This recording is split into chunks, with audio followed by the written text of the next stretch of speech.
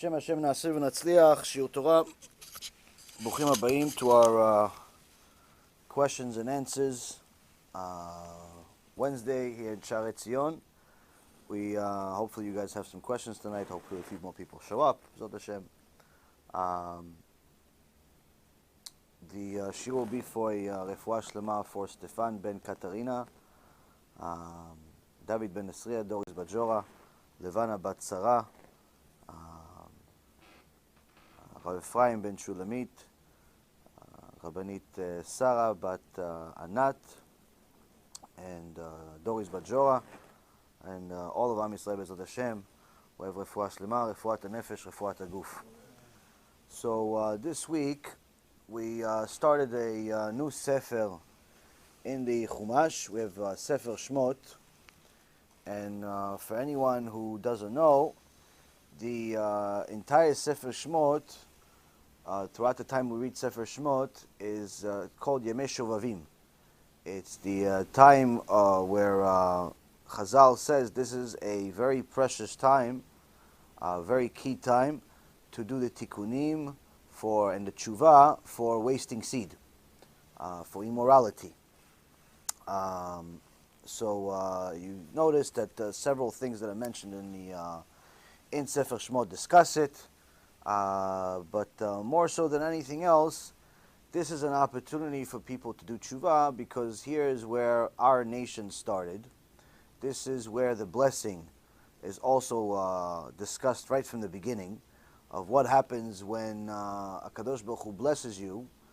It's you don't have really to worry about whether you're going to be able to have a kid, not going to be able to have a kid, whether you're going to find a zivug, not going to find a zivug. A lot of the common problems that I hear about today that young people have is these things that are just pretty much self-induced stress. Someone asked me today, is it allowed to go to a doctor to see if I'm able to have kids? And I asked them, are you sick? You know, because the doctors, the traditional way of finding out if a man can have kids is through a sperm count.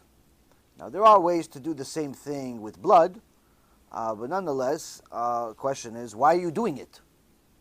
More so of how you're going to do it. Why are you doing it? Doing the sperm count is really not allowed.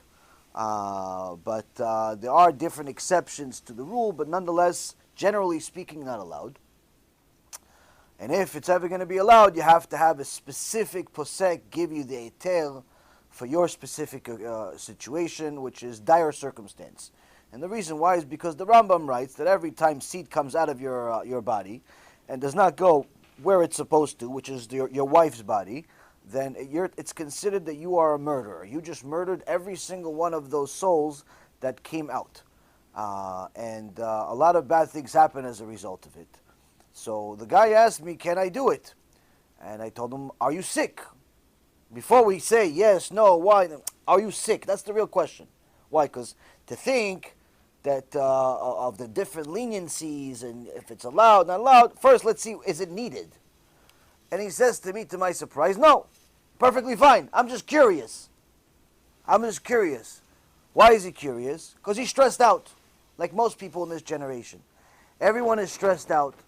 Last night when I was on the way home, I got a message from somebody, and he asks me, what happens if someone is looking for a shidduch, and he can't find it, and is it possible that he lost his shidduch?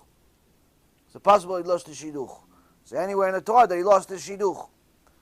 Now, he says, now he knows that things that I say in the shiurim, Baruch Hashem, he watches the shiurim, he says, I'm doing tshuva, I keep mitzvot, I keep Shabbat, I do all the things. But it's still possible because maybe, the parents are a little bit difficult, or the guy is a little picky, or this one, is it possible to just lose the shidduch? So the only thing I know of for sure that causes a person to lose their shidduch is sins. Specifically speaking, wasting seed. When a person wastes seed, they could potentially get the punishment from heaven to lose their shidduch. Now, can they get it back? Yes, if they do tshuva, and HaKadosh Baruch Hu has mercy on them, like He always has on us, then they could potentially get shidduch back. But the Gemara in Masechet Sotah says that the shidduch of a person comes based on his actions, based on her actions. If he's righteous, he gets a modest woman. If he's wicked, he gets an immodest woman. And the Gemara asks, what does the one thing have to do with the other? If he's righteous, he should get a righteous woman, not a modest. What does it have to do with the other? So Rashi on the place over there says, if she's modest, then most likely she's righteous. That's why the righteous guy, the tzaddik, gets a modest woman. If he's not righteous, if he's a rasha, then he gets a not modest woman. Why? Rashi says, if she's not modest, she's definitely not righteous. You cannot be righteous and at the same time an enemy of Hashem. Why an enemy of Hashem? Because anytime you're a woman and you walk around immodest, other people look at you. Some of those people are Jews, some of those people are non-Jews, and they're going to look at you and they're going to have iurim. They're going to have different thoughts in their mind. They're going to go to take him to places that don't belong. They're going to think of you in different ways, and different this, and different that, and they're going to end up making sins because of you, which means that you are a walking bionuclear weapon. You're killing people just simply by being next to them. They don't have to be with you. They don't have to touch you. They don't even have to talk to you. They look at you one time, they see you, Hashem Echem, walking around immodest, that's it. You just killed them. So HaKadosh Baruch Hu says, you're just killing my kids. You're killing my creation. How could I love you? How could I accept your prayer? So a person that is a rasha gets a woman that's a reshait. How is she a reshait? She walks around immodest. Even if she puts on the candles for Shabbat, even if she keeps Shabbat, even if she eats kosher, if she's not modest, HaKadosh Baruch Hu says she's in the book of Reshaim. Now this is a very, very difficult thing for women to accept because many women love the mitzvot. Some women, I wish they were guys. Some of the women that watch the shiurim, I wish they were guys. They are, mamash, the best students in the world. They show up on time, unlike you people. They do a lot of good things. They do a lot of good things. They learn every shiur. Not like they're doing me a favor. They watch. They love the shiurim. They send questions. They give answers. All types of wonderful things. These women, ishtabach shima, I wish they were guys. But the problem is, they dress like guys. Why? They walk around with tank tops. They walk around with shorts. And that's a problem. Why? Because all of the shiurei Torah that you're watching are all going to the sitra achra. They're all going to give power to the Satan. Why? Because unfortunately, until you do tshuva for modesty as a woman, you simply are putting yourself in the book of Reshaim. So that's why, Rabotai Karim, it's very, very critical for a woman to be modest. And I know it's difficult because the Yetzer Hara tells you it's too hot. The Yetzer Hara tells you it's too old. Makes you look like an old lady to put a kisur rosh on. Makes you look like an old lady to put a long skirt on. Makes you look like this, makes you look like that, which is all stupid and lies. Why? I've never seen a modest woman complain about her clothes. I've never seen a modest woman complain about how she looks. All of the questions that she has is usually before she starts putting on modest clothes. After she decides, okay, from now on I'm wearing modest clothes, she doesn't complain about it anymore. Why? Because she realized the whole thing is fake. It's not too hot. And she doesn't look like an old lady. And the reality is she's finding that people are finding her even more attractive. Her husband finds her more attractive. Yeah, but what about a woman that has a husband where he tells her, listen, you put on a kisur rosh, I'm leaving you. You put on a mitpachah on your head, I'm leaving you. The Zohar Kadosh says on a person like this, that husband is ahur. He's cursed from heaven. He's not going to be able to have good living. Whatever money he makes is all going to go to bills. It's all going to get to medical expenses. It's all going to go to the IRS. He's not going to have any bracha in his parnasah. He is cursing himself by telling his wife not to put on kisur rosh. Does she have to listen to him? She's forbidden to listen to him. Doesn't matter what he says. He can yell, he can scream, he can do whatever you want. He can even threaten to do a get. Say to her, give me a get then. I'd rather you give me a get than give me gehenom, as she should tell him. That's the reality. So now a woman that's not modest, she's married, she doesn't put kisur rosh on. She's not modest, even if she's single. She has a very serious problem with HaKadosh Baruch Hu. Why? Because she's creating sinners. So now, since guys today, standard guy, unfortunately has sinned many times, either by himself or with somebody, even sometimes with his own wife. He didn't know, he wasn't allowed to do certain things. So Chazal gave us a special tikkun, special auspicious time to do tikkunim for the Brit, which is during the entire time that we read Sefer Shmot, Exodus. We start with the blessing where we see that Am Yisrael went from being 70 people at the end for the first over 2,400 years, or more, 2,600 years of creation. What do we finish with? At the end of Sefer Bereshit, 70 Jews. That's what we had. The first half of this world. We have, let's say, we're around 5,700 years or so, 5,780. First, almost 3,000 years. Almost 3,000 years. How many Jews we have in the world? We have 70. Yaakov Avinu, the Shvatim, their wives, that's it. Grandkids, that's it, finished. 70. Already, beginning of Sefer Shmot, you're not fast-forwarding that much. 200 years. We're already in the millions. The Midrash Me'am Loeh says we were in the hundreds of millions. Hundreds of millions. We're not talking about, like today we have 15 million that we barely even know if they're Jewish or not. No, we're talking about hundreds of millions. Hundreds. So you're going to say, wait a minute, where do they all go? The Midrash Me'am Loeh says, HaKadosh Baruch Hu told Bnei Israel, okay, it's time to leave the slavery, it's time to leave the Avodah Zarah, it's time to leave Egypt, let's go. Go to the desert, get to Mount Sinai, accept my Torah.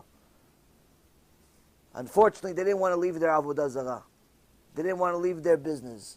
They didn't want to leave their house. They didn't want to leave. Why? They said, listen, we were slaves already for over 100 years over here. Finally, we're not slaves. Let us live in peace. We don't want to go into the desert. There's danger over there. There's scorpions, there's snakes the size of houses. Who wants to go in such a place? Some people from the tribe of Ephraim left early, or Benjamin left early. They got killed in the desert. We won't go. No, we're going to stay here. Yeah, but don't you realize that HaKadosh Baruch Hu is the one that told you he's going to protect you, he's going to take you? No, oh no, they forgot that part. It's like, people say, yeah, I like Shabbat, I like driving more. I say, yeah, but don't you realize that HaKadosh Baruch Hu is the one that says don't drive on Shabbat? Because when did he say it? I said, fourth commandment. Fourth commandment, he says, do not drive on Shabbat. No, God said it. Fourth commandment, go look, Parashat Yitro, don't drive on Shabbat. God said it, not Yaron Reuven. So what happens? People, oh, wow, he really said it? Oh, wow, okay, so if he really said it, listen now, it's hard. Wait, but you said that the only problem is that you didn't know that God said it. Now I showed you that God said it. Now how come it's still hard? Well, you know what happens to people that say, oh, it's hard? HaKadosh Baruch Hu says to Am Yisrael, leave Egypt. Leave the Avodah Zarah. Leave your houses. Go to the desert where it looks dangerous, but don't worry, I'll take care of you. They say, we're not ready, it's hard. HaKadosh Baruch Hu says, you know what, it's hard, okay, so I'll kill you then instead. And he killed 99% of them. 99% of them. That's what the Midrash Me'am Loeh says. It says only 2 people out of every million, only 2 people out of every million left Egypt. 1 out of every 500,000. Now some say, no, it was 20. It was 20 out of every 100, meaning 200,000 out of a million. That's the conservative estimate, meaning he killed 80%. But the Midrash Me'am Loeh says, no, everybody knows it's not that. They're just trying to make you feel good. Everybody knows it's nothing less than 1 out of 5,000, but in reality it's possible it's 1 out of 500,000, meaning 2 out of every million. Why? They said it's hard. It's hard to keep the mitzvot. It's hard to leave the this. Okay, Kadosh Baruch Hu says it's hard. Okay, you lost your right to exist. Now, how many did we have? Many. How do we get so many? It says in the beginning of Parasha, Paru v'yishretzu v'yirbu v'yatzu b'meod meod v'temaleh haaretz otam. In the first chapter, verse number 7, it says the children of Israel were fruitful, teemed, increased, became strong, very, very much so, and the land became filled with them. And Chazal on the spot over there says that for every adjective, every description that magnified their success of increasing is 1 baby, is describing 1 extra baby in every birth. Meaning, since there are 6 adjectives describing their increase in population, every birth was 6 babies. Every time a woman was carrying for 9 months, 6 little babies came out, sometimes more. So imagine, Average little couple. They get married. They're 16, 17 years old. You know, in those days, it weren't like today, married at 45. In those days, sometimes they get married 12 years old. They're already married. So imagine, little 16-year-old, she already gave birth to a second pair already. She's got 12 kids. Shtabach Shimo. By the time she's in her 30s, she's got 60, 70 kids. You need an 18-wheeler to feed them breakfast. What do you want for breakfast? By the time you finish getting the orders, it's already lunch. By the time you get the order, you're already lunch. You're producing, shtabach shimo. But guess what? You got helpers too. Got a lot of free help. But that's how we got to the point of being millions.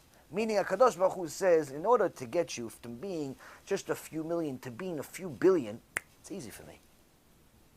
In order for you to go from being homeless, mamash homeless in the streets with nothing to eat, to being the richest man in the world, Hashem says, in a second I can do it. Yosef HaTzadik was worse than homeless. Worse than homeless. He's in jail in a hole in the bottom of the ground. 12 years he's there. Gehenom was looking at it, he's like, you know what, maybe we're going to do some of the things they're doing in that jail. It's got good ideas over there. That's how bad the situation was in his jail for 12 years. 1 second, same day, within a matter of minutes, he becomes the king. The amount of money that Paro gave him on day one, the signing bonus, made him the richest man in the world. Rabotai, HaKadosh Baruch Hu says, it's easy for me to turn your situation around. To you it's hard. Why? Because you're thinking you have to do something. You have to go make money, you have to go get a job, you have to go sign a deal, you have to get a good client, you have to have this, you have to have that. HaKadosh Baruch Hu says, the only thing you have to do is be glued to me. Glued to me, I can do anything I want. Why? Because now you're not giving me any reasons to destroy your bracha. Now, the problem is, Rabotai, is that when we teach mitzvot to little kids, we teach mitzvot to converts, we teach mitzvot to Baalei Tshuva, really what you're supposed to teach, you're supposed to first teach them what not to do. Not what to do. What not to do. Don't drive on Shabbat. Don't eat chelev, which is non-kosher meat, part of the cow. Don't eat non-kosher meat in general. Don't hang out with bad people. Don't do illegal business like cash advance and otherwise. Don't do a lot of this stuff. Why? Because if you do it, you're going to lose all HaBa. Yeah, what about put on tefillin? What about, have a nice candles for Shabbat, spend $300-400 just on the things that hold them? What about that stuff? It's nice, right? Yeah, it's nice, but it's not significant enough to teach you that first. What's the most significant? First teach you what not to do. What not to do. That's how the Torah works. This is why the Torah says first we have to fear Hashem, then we have to love Him. And Chazal explains because we do not decrease in Kedusha. First, you cannot teach a person to just love Hashem. Why? Because loving Hashem is to a lesser extent than fearing Hashem. It's lesser extent. Now, when a person understands that fear Hashem is critical, already he knows, already she knows, okay, what does it mean fear Hashem? A bunch of stuff not to do.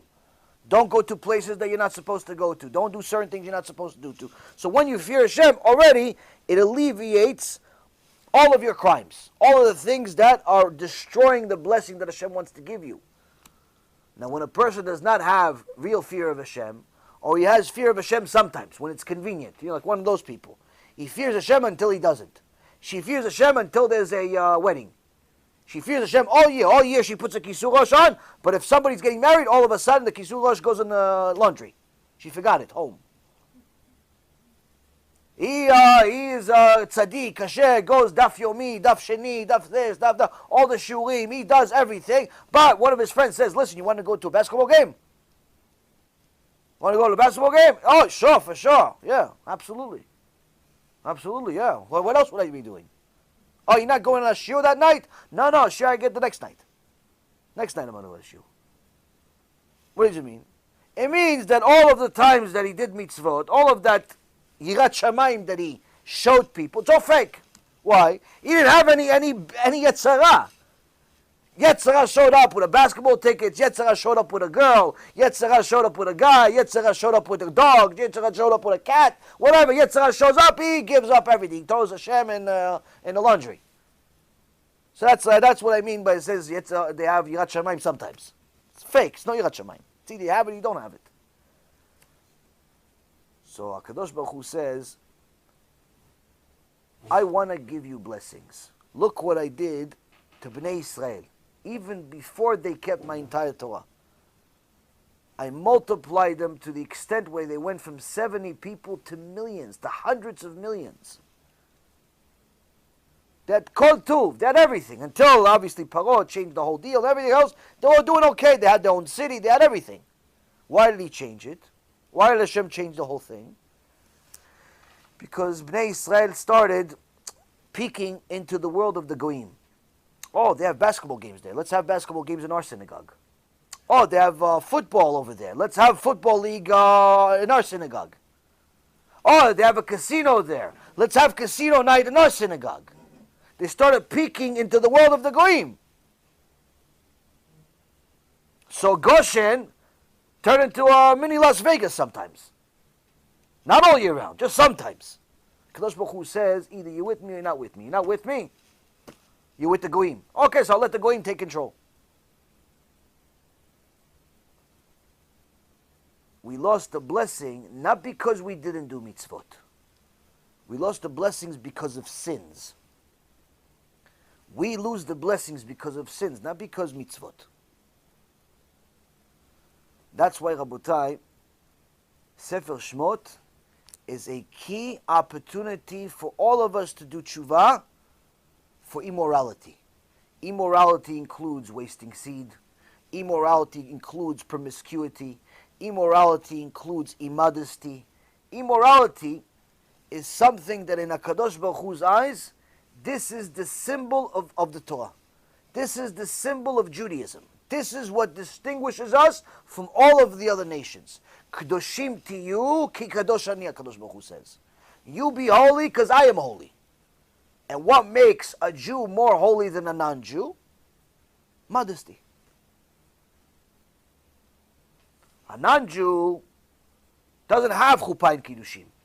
He wants a girl, she wants the guy, no problem. They're not allowed to chas v'shalom, adultery or rape or anything like that.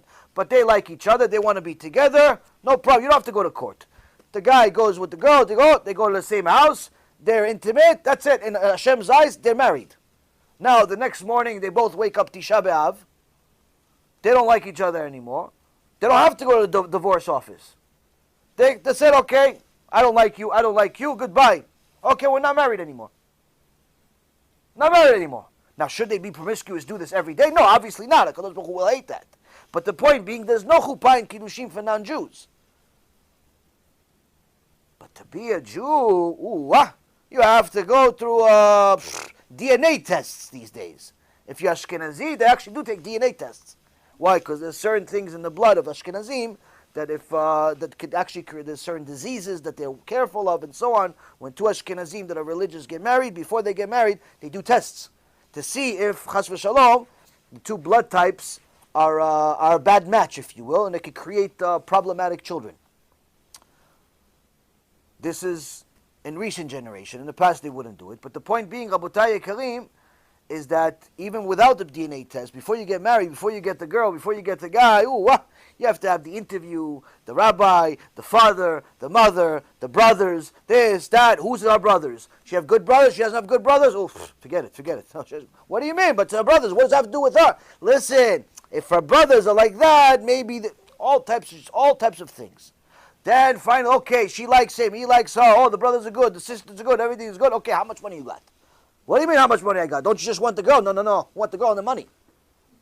Yeah, but I don't have any money. Okay, you don't have any money, you can't have my son. What? What do you mean? I need this. What? It's mesirut nefesh to get married. Then finally you agreed on the money. You've signed it all, everything is good. Okay, now you have to have a ketubah. You got to go through ketubah. You have to understand, what does it say? Oh, you're buying this girl. What does it mean buying this girl? You're not buying anybody. No, I'm really buying you. You're mine now. How much you going to give me if you don't do this? You have to agree. How much you going to give her if you mess up? You mess up, you decide you don't want it next week, okay, no problem, pay for it. Why? Because a Bat Israel is not some prutza, is not some zonah that you could just get from the street. A Bat Israel is expensive in HaKadosh Baruch Hu's eyes. You can't just rent her for a week. You mess up, you think you're fooling around, you think that you're having a game, you're going to touch a Bat Israel, Rabotai, you're going to pay for it one way or the other. No, but she likes me. If you don't have a ketubah, HaKadosh Baruch Hu doesn't like you. HaKadosh Baruch Hu doesn't like you. If you don't have a ketubah, you didn't sign a ketubah and you're touching a Bat Israel, HaKadosh Baruch Hu says you have business with me. You have a problem with me. Why? You're touching my daughter without even talking to me? So unfortunately, many of us never knew any of this stuff growing up. So you thought you had a kosher relationship, everything was good, she was even Jewish, he was even Jewish, everything is good. HaKadosh Baruch Hu says, without ketubah, you have a very serious problem. Why? Without a ketubah, she's not allowed to go to the mikveh. She's not going to the mikveh, you touch her, you do something with her. By the way, what'd you do? Isur karet, nida. You go to Parashat Kedushim and in the book of Leviticus, I think it's chapter 20, verse number 17, says what happens to a person with a nida? Kareti karet. What's karet? Oh, genom. How long? Forever. Just a little bit longer. Why? I was having a good time. Okay, have a good time. You touch my, Kadosh Baruch Hu says, you touch my daughter without a ketubah, without a mikveh, you have a serious problem. So since, unfortunately, the vast majority of people have committed one of these crimes, like I said, either by themselves or with somebody, Chazal said this is an auspicious time to do the tikkunim of the Brit. Why? Because all year we cry to HaKadosh Baruch Hu that we don't have enough blessing.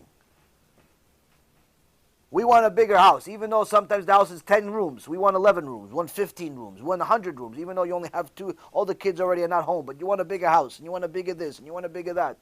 Everybody wants more. That's the reality. A person never has enough. So HaKadosh Baruch Hu says, okay, listen, I want to give you more. Look what I did for Yaakov Avinu, 70 people to hundreds of millions. I want to give it to you. Stop sinning. Why? Because the sins are destroying the bracha. About 250 years ago, we had a chacham named the Chida, Rabbi Chida, and in his sefer called Tzipor and Shamir, in Siman Vav, Seif Ayin, 670 to 74, he writes the following: Itorer ha'adam shepegam ha'brit. Wake up the person that violated his brit. Upogem meod. He is destroying a lot. He is hurting a lot. Benefesh ruach ha-neshama. He's hurting every part of his neshama. You know, you have different parts of your neshama. He's hurting every one of them. Every one of the parts of the neshama is getting destroyed. Imagine there is one of these, these ships. They have the ropes that they use. They're not like regular ropes you buy from like Home Depot. These ropes need very special skill men to make these ropes, to tie on top of tie, on top of tie. They're very, very thick. They're very, very strong, so no one can just cut it like in the movies. One little knife cuts the rope. It doesn't really work like that in real life. These ropes they use in ships, very thick. So imagine that in metal, even stronger. Imagine that connected to HaKadosh Baruch Hu. All of the shefa, all of the reward, all of the good that HaKadosh Baruch Hu wants to give you, that comes to the different parts of your neshama, comes through this cord. Now, anytime we make a little sin, we like scratch the cord. A little cable, a little tiny thing comes off. So there's a little bit less that we get, a little bit less that we get, a little bit less that we get. You know, you forgot to do Netilat Yadayim. Little less now. You didn't put on tefillin for a week straight. Okay, you got a problem.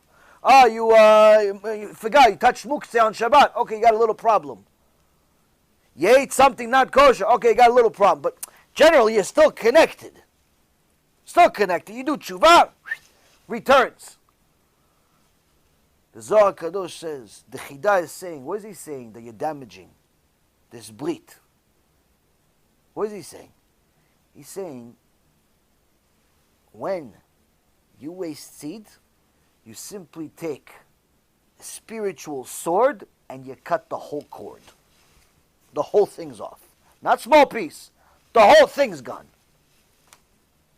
All of the reward that HaKadosh Baruch Hu wanted to give you on Rosh Hashanah when you prayed and you cried your eyes out and you said, HaKadosh Baruch Hu, I want a baby. HaKadosh Baruch Hu, I want a wife. HaKadosh Baruch Hu, I want this. I want that. I want this. I want that. HaKadosh Baruch Hu says, my son, my dear son, my daughter, I'm sorry, I can't. I can't. Why? You cut the cord. If I give it, it's going to go somewhere else. What is it like? It's like when a pipe breaks. You know, as long as the pipe is connected, the water or whatever is supposed to come through it, the oil, the whatever is supposed to come through it, goes exactly to the destination. HaKadosh Baruch Hu says there's continuous reward going. There's I'm giving. It's not getting to you though. It's going to other places. Why? You cut the cord. The pipe's everywhere. It's all over the place. Goes to your neighbor, goes to your enemies, goes to your ex-wife, goes to your ex-husband, goes to your ex-this, goes to everybody else except you. Goes to bills, goes to the IRS, goes to medical, goes to all of the problems in the world. You cannot keep a single dollar in your account. It's coming, HaKadosh Baruch Hu says, but it cannot stay with you. Why? You cut the cord. So the Chidah says, this Pgam HaBrit hurts every part of the neshama. Ubechotem amelech, and in the signature of the king. Meaning, it's a personal offense to the King of Kings. Upogem besharshe nefesh ruach neshama lemala, and he's also hurting the part of the soul that's still in Shamayim. The one that, whatever is here is over there. He says, even the one that's over there, the perfect soul that's up there, that other part, this is Kabbalistic stuff, don't ask me questions about this. This stuff, the part that's over there, even that's getting hurt every time. You're killing yourself. בפגם זה מתו ער ועונן, אף שהיו קטנים בני 8 שנים. He says, on this sin, HaKadosh Baruch Hu hates this sin so much, he killed Er ve'onan, the 2 children of Yehuda, who was Kodesh Kodashim Yehuda. 2 of his kids died. He says, Af shayu ktanim bnei 8 shanim, even though they were only 8 years old. So don't ever say, oh no, this sin is only for Jews. No, Erev Onan were not Jews. This is before Matan Torah. Judaism was only born in Mount Sinai. Oh no, this sin is only for big people, only for adults. No, my friend, Erev Onan were 8 years old. HaKadosh Baruch Hu hates this sin so much, he killed them at 8 years old. Now, even though 8 years old was different back then than it is today, they were much more developed. Nonetheless, still, the Torah specifically mentions that they were only 8 years old. Chazal mentions specifically 8 years old to show you, to teach us, there's no age on this sin. Kadosh Baruch Hu hates it in every aspect, and that's why the Zohar Kadosh says, this sin, whoever does it, doesn't matter what the age is, they get punished for it. Other sins a person makes before 13 years old are not even considered sins. Other sins the person makes between the age of 13 and 20, he's already a big boy. 13 and 20, HaKadosh Baruch Hu has a lot of mercy on him. He only starts judging him on 20 and after. Doesn't mean that below 20 he doesn't judge him. Meaning he has time he gives him time before he starts punishing him. Gives him time, gives him more time to do tshuva. This specific sin, he already gets punished already now.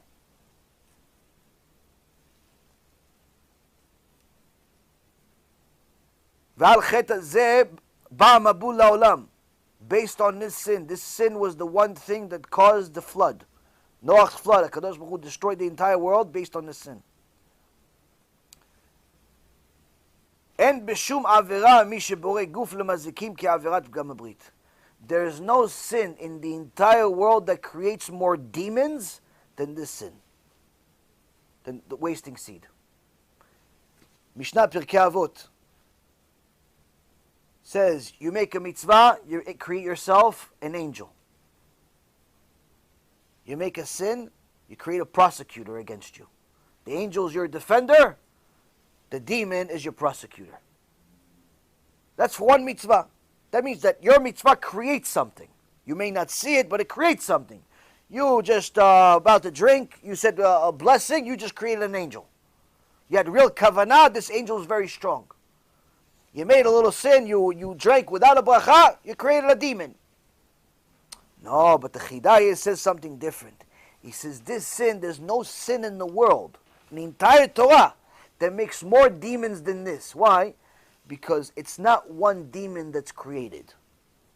Every single seed that comes out of the person's body is an individual demon of its own. It's a prosecutor against you on its own. Hashem Yirachem. You're talking about hundreds of millions per one action. U'ma'akev et ha'geula.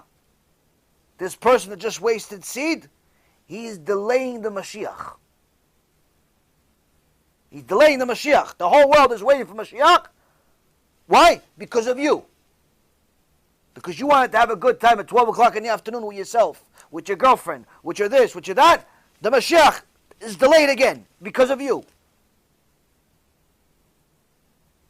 So don't start telling me, no, Mashiach, no Mashiach. Stop wasting seed. That'll be better. With all the songs. Ki en ben David ba ad sheyichlu kol haneshamot shebaguf. Because we see in the Gemara Masechet Yevamot, page 63, and also in Gemara Masechet Nida, page 13, Amud Bet, that Ben David, the Mashiach, is not going to come until all of the neshamot that are in a place called Guf, which is a spiritual world, where all of the neshamot wait to come to this world, until all of them are emptied from there, Mashiach is not coming. When a person wastes seed, they're creating neshamot, but no bodies. So what happens? They're not fulfilling their role.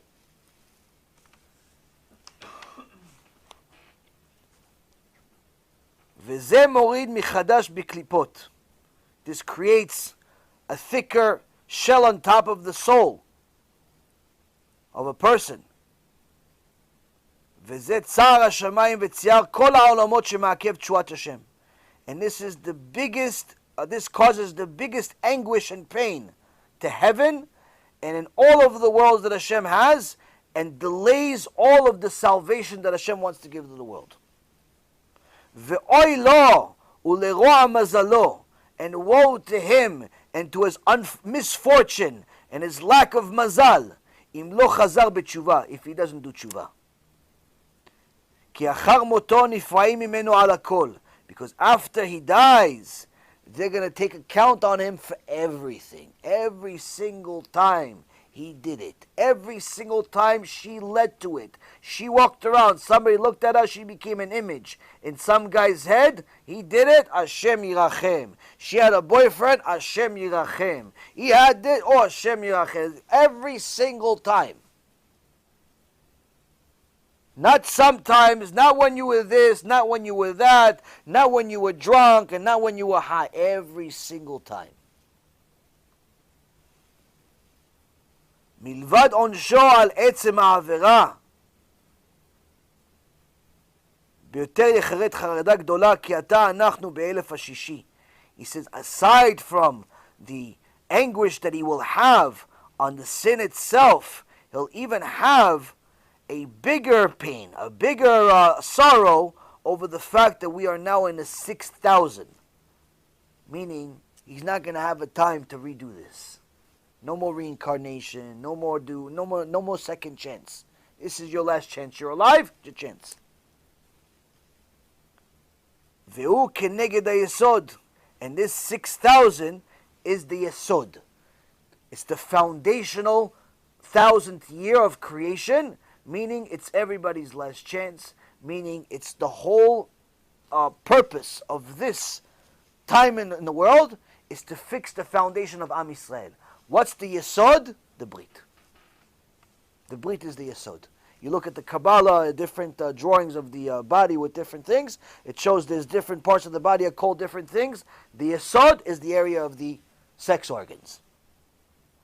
ומעשיו המקולקלים ערו עד היסוד. And his horrible actions are destroying this foundation. Here we see, Rabotai Karim, that Pagam HaBRIT is not a chumrah, it's not a stringency, it's not some mystical teaching, unfounded and unheard of. This is the foundation of Judaism. This is the foundation. And a person that does not take the opportunity to fix this part of themselves is simply missing a chance of a lifetime. Because it's not easy and not cheap to fix it. Now, the first thing that a person needs to do to fix this is understand that every single addiction, no matter what it is, whether it's addiction to immorality, addiction to promiscuity, an addiction to gambling, an addiction to drugs, an addiction to food, an addiction to anything, is simply, by definition, a desire, not a disease. The AAs and the likes will tell you that your addiction is a disease. Oh, you're promiscuous, that's a disease. You're an alcoholic, that's a disease. You're a drug addict, that's a disease. You're sick. No, my friend, you're not sick. You have an addiction that's a desire. What's the difference between desire and sickness? If you tell me that my addiction is a sickness, there's no cure. You can't go to CVS or Walgreens or the local pharmacy and say, "Oh, listen, I got a sex addiction. Do you have anything over the counter I can take to stop it?" There's no cure. I have a food addiction. Can you? I can't stop eating. Can you give me a pill, maybe an Advil or two? It's gonna stop me from eating? No, my friend. If it's a disease, there's no cure. That means that you're gonna be it's miserable, horrible, and it's just gonna get worse. You might as well just leave this world. But if it's a desire, that means it's within your power to overcome it, regardless of how strong this desire is. I got a student that used to be addicted to drugs, very, very heavy drugs, the heaviest there are. I spoke to him 4 years ago, explained to him exactly what I'm telling you now, 4, maybe 5 years ago. Explained to him everything that I told you. Baruch Hashem, he took it even further. And Baruch Hashem, today he's as clean as can be, and he's now teaching other people how to overcome this desire. How to overcome this desire, not this sickness.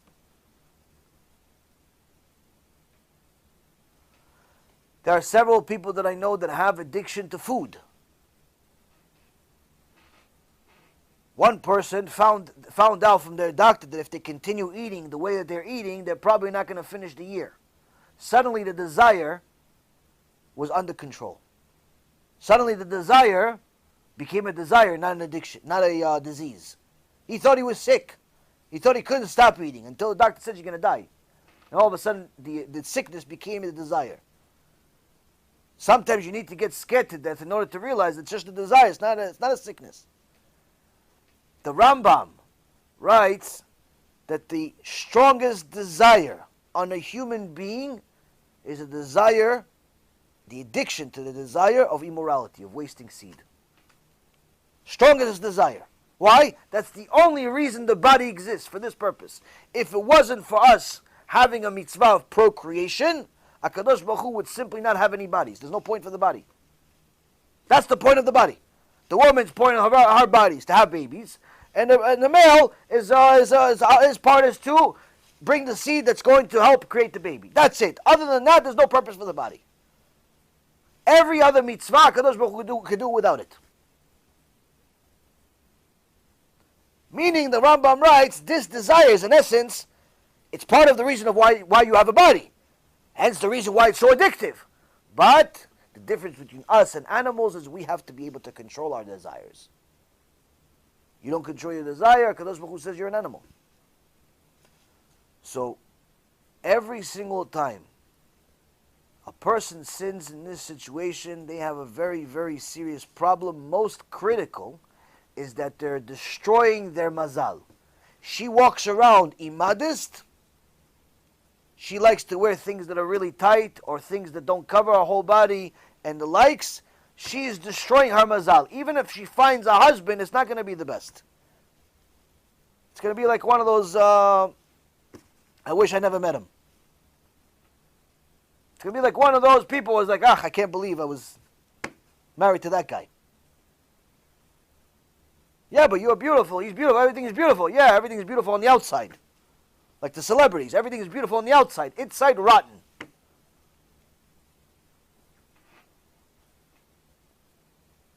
If a person is not doing tshuva for this sin, his mazal is gone. The guy can get a job making $100,000 a month.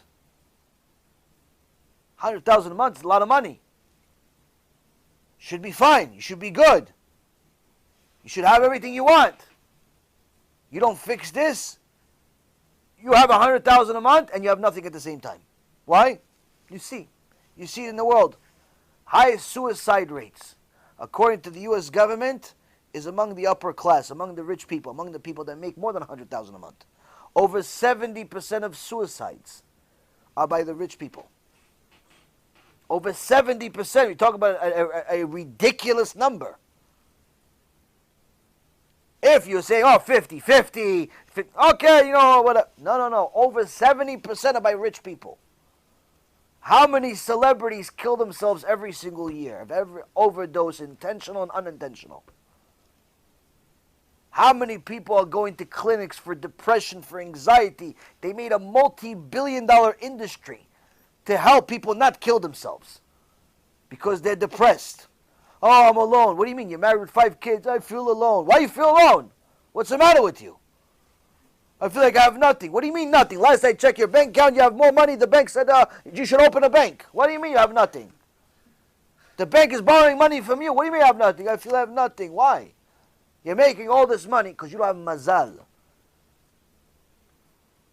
The real blessing you don't have, you're missing it. The money's going to the wrong places. The feelings are going to the wrong places. Hashem is giving you all the things that make it look good. But unfortunately, you cannot enjoy it.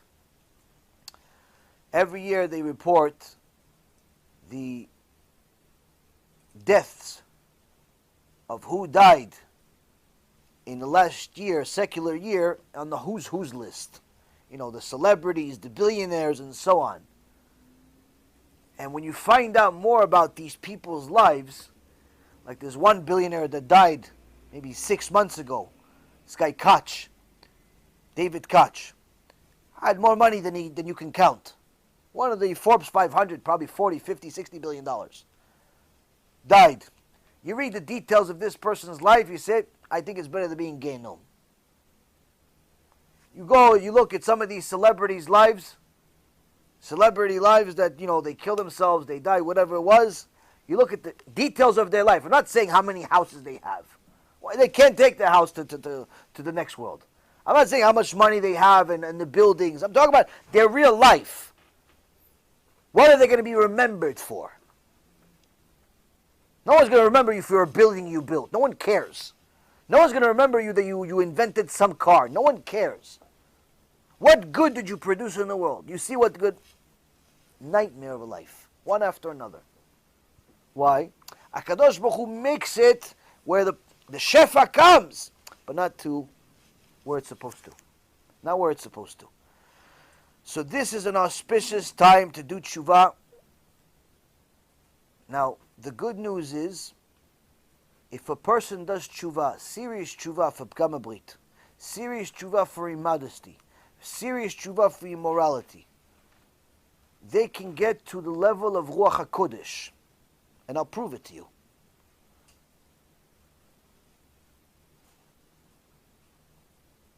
What's tshuva?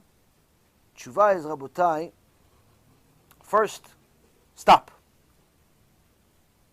First, stop. Stop being promiscuous. Stop being immoral. With yourself or with other people. Watch your eyes. Don't even look at yourself. A person should never look at themselves naked. Male or female. Never. You don't need to look at yourself. What are you checking? If it's still there, if it wasn't there, I promise you'll know. There's no reason for you to ever look at yourself. Watching your eyes and not looking at the immodest woman, that's a given. That's obvious. You have to be, on special ed for me to explain that to you. That's a given. Of course you have to watch your eyes and not look at women. I'm talking about not looking at yourself. That's what watching your eyes means. Watching your eyes means don't look at yourself. You go take a shower, you don't look. You do whatever you got to do. The sponge, don't touch, don't look, nothing. Why? Kodesh, don't touch, don't look, nothing. Don't be comfortable with yourself. That's number one. Male or female. I know females will even have a bigger problem than this because they love to look at themselves, but don't look at yourself. There's no need. If it's for medicinal reasons, health reasons, things like that, obviously, is an issue. You have to do what you got to do. But I'm talking about on a regular basis when it's unnecessary. Don't be so comfortable with your nakedness. That's number one. Number two, don't look at other people. If your local mikveh has a bunch of people thinking that they're in Rome and Greece, walking around naked, don't go there anymore. The Sefer Hasidim says places like that create more demons than mitzvot. Many of these mikvehs, people think that they're in Rome and Greece. They walk around naked just because it's all guys and all girls. No, chas v'shalom. You're in a mikveh, there's other people walking around naked, you leave. Why? You're not allowed to look at them either. Yeah, but I'm a guy, I'm not attracted. It doesn't make a difference. You're never allowed to look at another guy. In fact, Halacha, Shulchan Aruch says, a boy is not allowed to look at his own father. A boy is not allowed to look at his own father. Needless to say, at a stranger. That's Halacha. You'll also find that in Yakut Yosef. Now, why? Modesty, Rabotai, is not just what clothes you wear. It's where your eyes go. Then, after you've watched your eyes, you're not watching any of this filth on the internet or on televisions and on phones and whatever else, other tools that the Satan uses sometimes. You watch your eyes, you stop the action, you have a girlfriend, you break up, or you get married right away. One or the other, whatever comes first. You're not ready to get married? Okay, goodbye. Why? Every single day you're with her, you have a very serious problem with HaKadosh Baruch Hu. Whatever blessing HaKadosh Baruch Hu wanted to give you, you're destroying it. Yeah, but we're not touching. For now. For now. Next, a person needs to learn about this topic and become an expert in it. That's part of the TIKKUN itself. We have over 70 shiurim about this topic, long and short, and there's, Baruch Hashem, a CD coming out and a USB coming out with all of those teachings. You can get it on the internet for free. You can get the CDs when they're out finally, Bezrat Hashem. Point being is that every time somebody sends me the questions, I have a problem. I already know what the problem is. I got to talk to you. There's no need to talk to you. I'll just send you the playlist. No need to talk. Don't embarrass yourself. I already know. Don't worry. It's okay.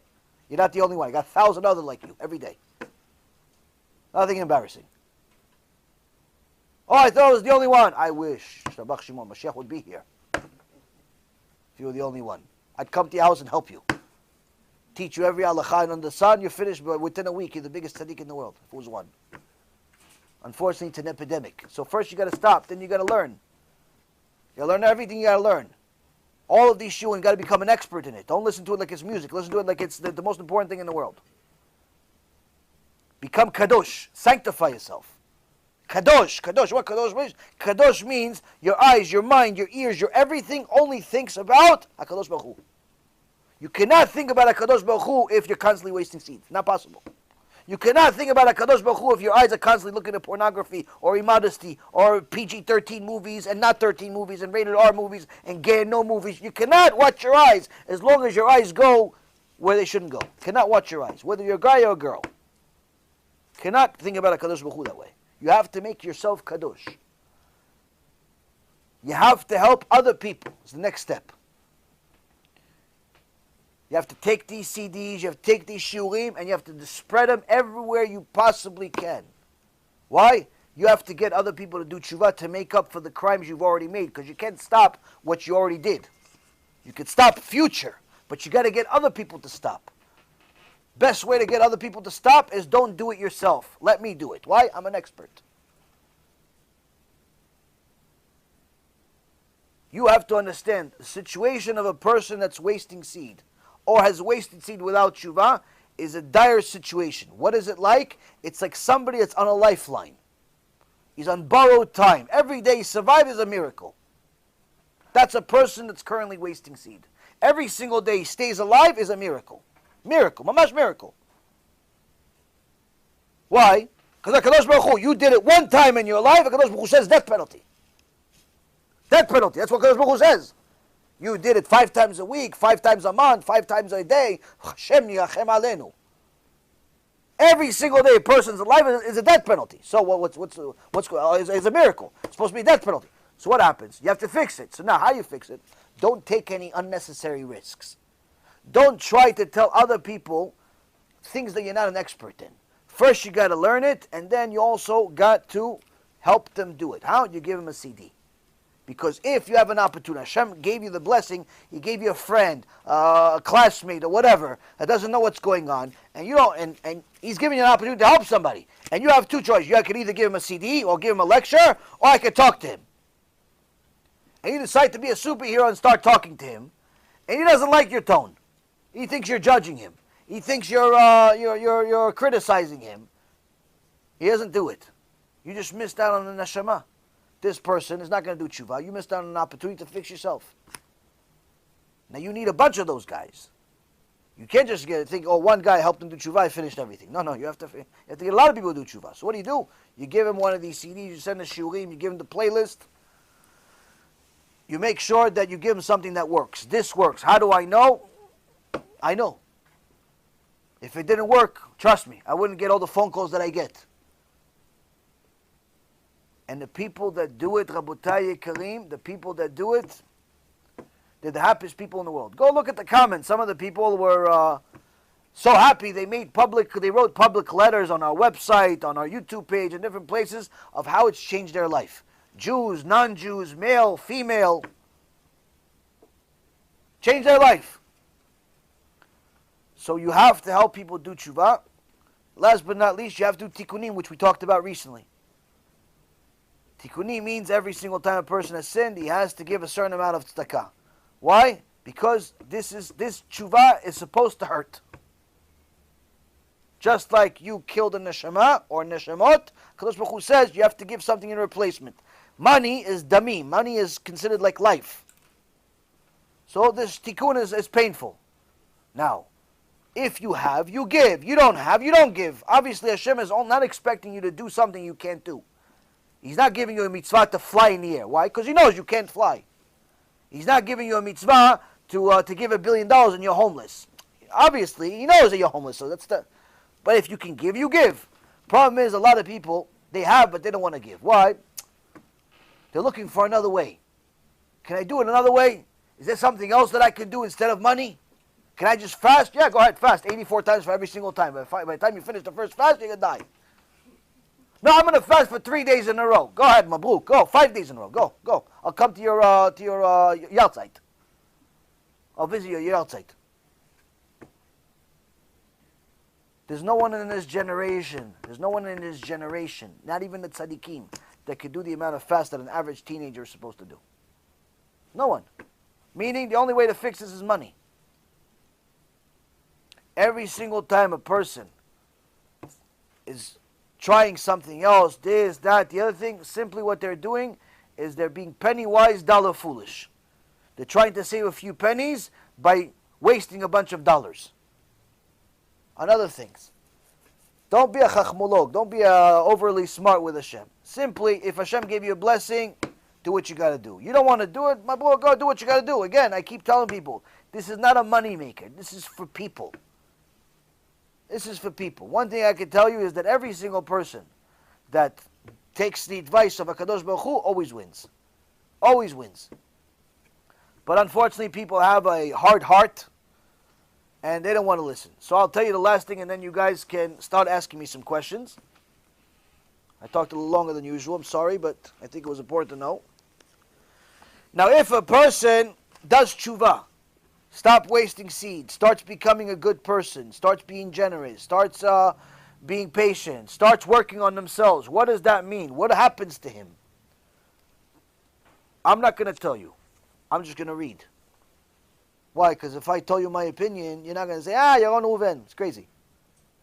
So I'm going to tell you Eliyahu Navi's opinion. There's a book written by Eliyahu Navi. It's called Tana Devei Eliyahu. Rav Finkel, Alav Shalom, translated a part of it. This is the Hebrew version, but he translated a part of it in English. He actually also translated this part that I'm about to read to you, so you can buy it. It's in Perek Tet, section Aleph. But point being is that the book, more than half of the book has not been translated. He died before he was able to translate all of it. But I'll translate this part for you. Eliyahu Navi says the following. In Perek Tet 9, first section, Aleph. There are certain, this is in the Shaila Morah version of it. There are different versions, different nusachs of the Tana Devei Eliyahu, and other ones that could be in Perek Yud, in 10 instead of 9. And he says the following. Meidani alai et hashamayim ve'et haaretz. I take the testimony, witnesses are the heaven and the earth. Meaning, I swear to the heaven and the earth. Eliyahu Navi says. Ben Israel, ben Goy. Whether it's a Jew or non-Jew. Ben Ish, ben Isha. Whether it's a man or a woman. Ben Eved u ben Shivcha. Whether it's a male servant or a female servant. Akol lefi ha'maaseh shehu oseh. Everything is based on his behavior, his actions. Kach ruach hakodesh shora alav. Based on his actions, he can get to the level, or she can get to the level of having ruach hakodesh. Meaning, Rabotai Yikarim, a woman can get ruach hakodesh, even if she's not Jewish. A man can get ruach hakodesh, even if he's not Jewish. Needless to say, a Jew. Based on what? What if I put on tefillin? I put on 17 pairs of tefillin. It helps me? No. I keep 2 Shabbats a week. It doesn't help you. I give a lot of tzedakah. It doesn't help you. It doesn't help you. Based on his actions, meaning his behavior, his character traits. How humble he is. How generous he is. How arrogant he's not. How angry he doesn't get. Actions. That's what the entire Torah is based on. Actions. We are a religion of action. Unlike the other religions that are religions of faith. False faiths. I believe. Why, you believe in what? I believe everything's going to be okay because Yoshke died for me. Where is it saying in the Torah that anyone can die for you and you can make every crime under the sun? Where does it say that? Oh, it doesn't say, but it says it in the False Testament. Say, yeah, but it's a False Testament. Rabotai Yekarim, Eliyahu Navi is a Malach Hashem. Eliyahu Navi never died. Eliyahu Navi came to the world to give us this book. He had a student, one of the Tanaim, and they would learn every night together. And he gives us this testimony from Shamayim. He says, I swear to you, no matter who you are, no matter where you came from, you fix yourself, you can even get to a level of Ruach HaKodesh. Now don't start running around thinking after 6 months of doing TeShuva, you have Ruach HaKodesh. You have maybe mental institution. But the point, Rabotai Karim, is that every single person, no matter where they came from and where they are today, can fix themselves and sanctify themselves to such a level that they can literally have a private relationship with HaKadosh Baruch Hu to the point of Ruach HaKodesh. Meaning, it doesn't matter what crimes we've made. It matters what we're making, what we're doing about it now. Everybody can do tshuva. Everybody can fix everything. You're alive, you can fix it. Start with whatever you have now. You have a ability to keep Shabbat if you're a Jew. You have the ability to learn Torah if you're a Jew, learn Torah if you're not a Jew. Why? Because that mitzvah is for everybody. Obviously, the non-Jew has to learn Musar specifically and the Tanakh, and a Jew has to learn the entire Torah, and non-Jew has to learn specifically Musar and Tanakh. That's it. He doesn't learn the rest of the mitzvah because it's not relevant to him. You're a woman, you specifically will learn the mitzvot that have to do with you. Don't start learning Gemara over here like some of these people think that women should start learning Gemara. For what? What is a woman going to start learning Gemara for?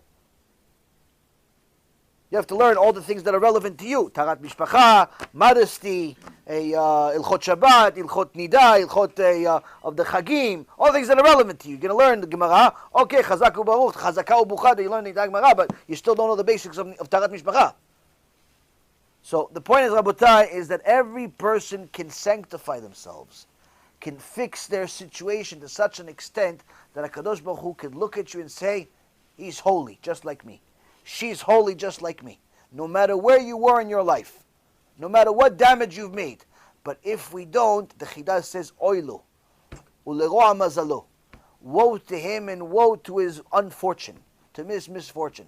Woe to her and woe to our misfortune. Why? She's not going to have any luck, not going to have any fortune. And unfortunately, no matter what she has physically, it looks like the poison of the celebrity world. From the outside, it looks like they have everything, but you start looking on the inside, and you're saying, Hashem Yachem, what a cursed life. What a cursed life. Outside looks like they have everything. Got a new car every week, new house, different places, all the pictures, they look good. They never have a bad hair day even. But then you see a suicide note right next to the body. Why? Because it's all fake. It's all fake. You shouldn't live a fake life. You can get to the highest level a human being can get to. With that being said, Rabotai, take advantage of the time that we read Sefer Shmot. It's a time, it's an auspicious time to do tshuva for this issue. It's an auspicious time to give tzedakah for this issue. It's an auspicious time to do tshuva in general. With that being said, Bechavod, who wants to start with the first question? Bechavod, give him the mic, please.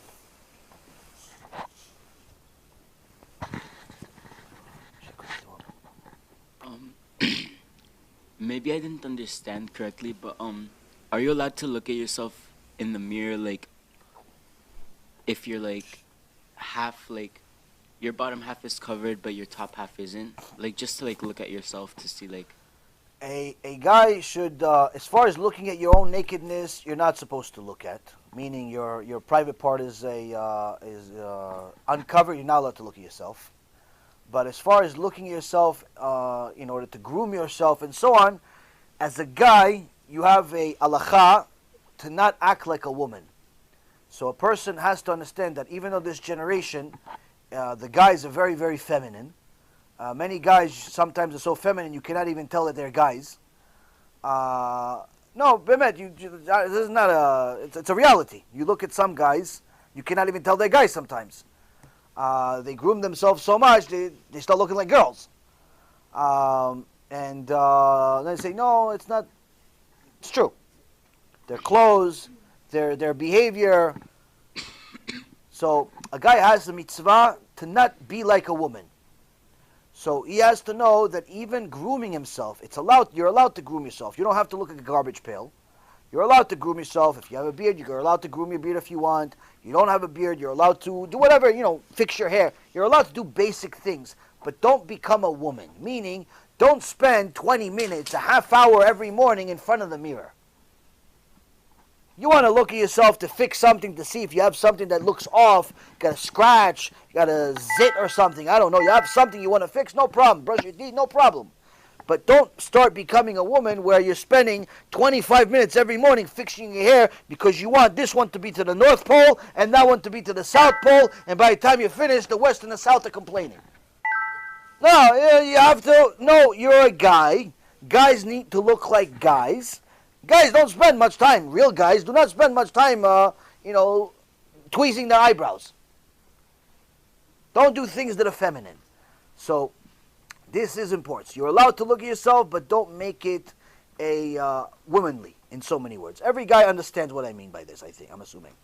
But as far as looking at yourself, basically to see that you look fine, that your shirt or whatever it is looks fine is not a problem. I have another question. Ask a question.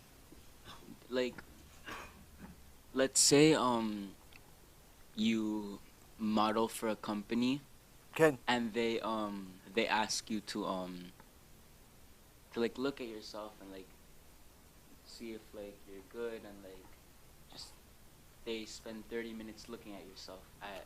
Is that bad, or like if you're? So the question is, if you model for a company, and you have to look at yourself, or they're looking at you. Question is modeling allowed? Modeling in general is a forbidden business for Jewish people and non-Jews really. And the reason why is because modeling, the whole purpose of modeling, generally speaking, is in order to entice the Yetzirah of other people, in order to show the most attracting image of this person. So even if the person looks like he just came out of a garbage pail, by the time they finish putting makeup on him and her, he looks like he just came from Gan Eden. And they want him to have a certain facial look that tells people, you could be like me. I want you. You're the only one. Why? Because that's what sells. Sex sells. That's the reality. So that by itself is forbidden. Being a person that's in that business in general, it's not a good idea to do it. There's several reasons. Number one is because the nature of the business is immoral.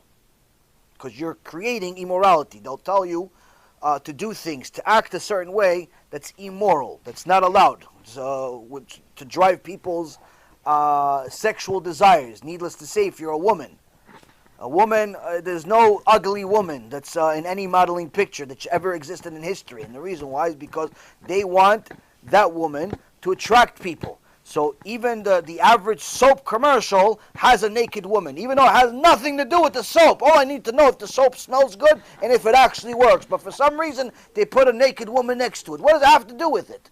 Oh, there's new dog food. What, who's selling it? Naked women. How come? What does the naked woman have to do with the dog food? Why, she eat the dog food too? Can I feed it to her also? Do I get her in a package? What happened? Where's she have? Everything has to do with nakedness and immorality. Modeling in general is a filthy, filthy business.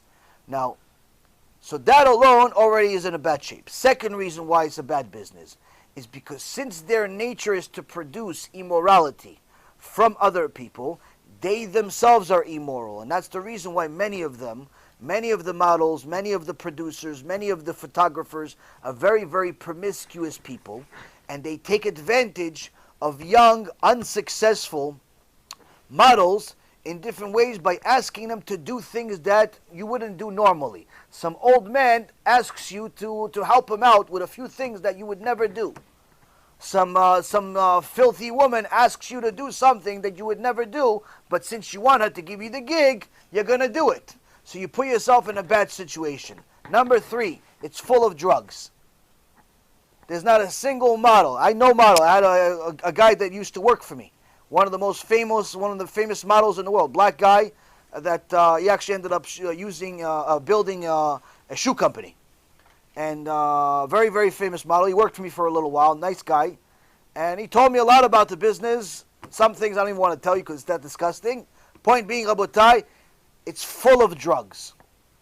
Now, even if you don't take drugs, guess what? It's only a matter of time. You're long enough in that business, you're a drug addict. You have to be. Why? Because you got to meet all of these strange demands. And some of these strange demands are drugs. Well, you got to lose 30 pounds in 2 weeks. How are you going to do? Drugs. Enough crack, enough cocaine, enough stuff going down your veins, you're going to lose weight fast. Well, you don't need it anymore.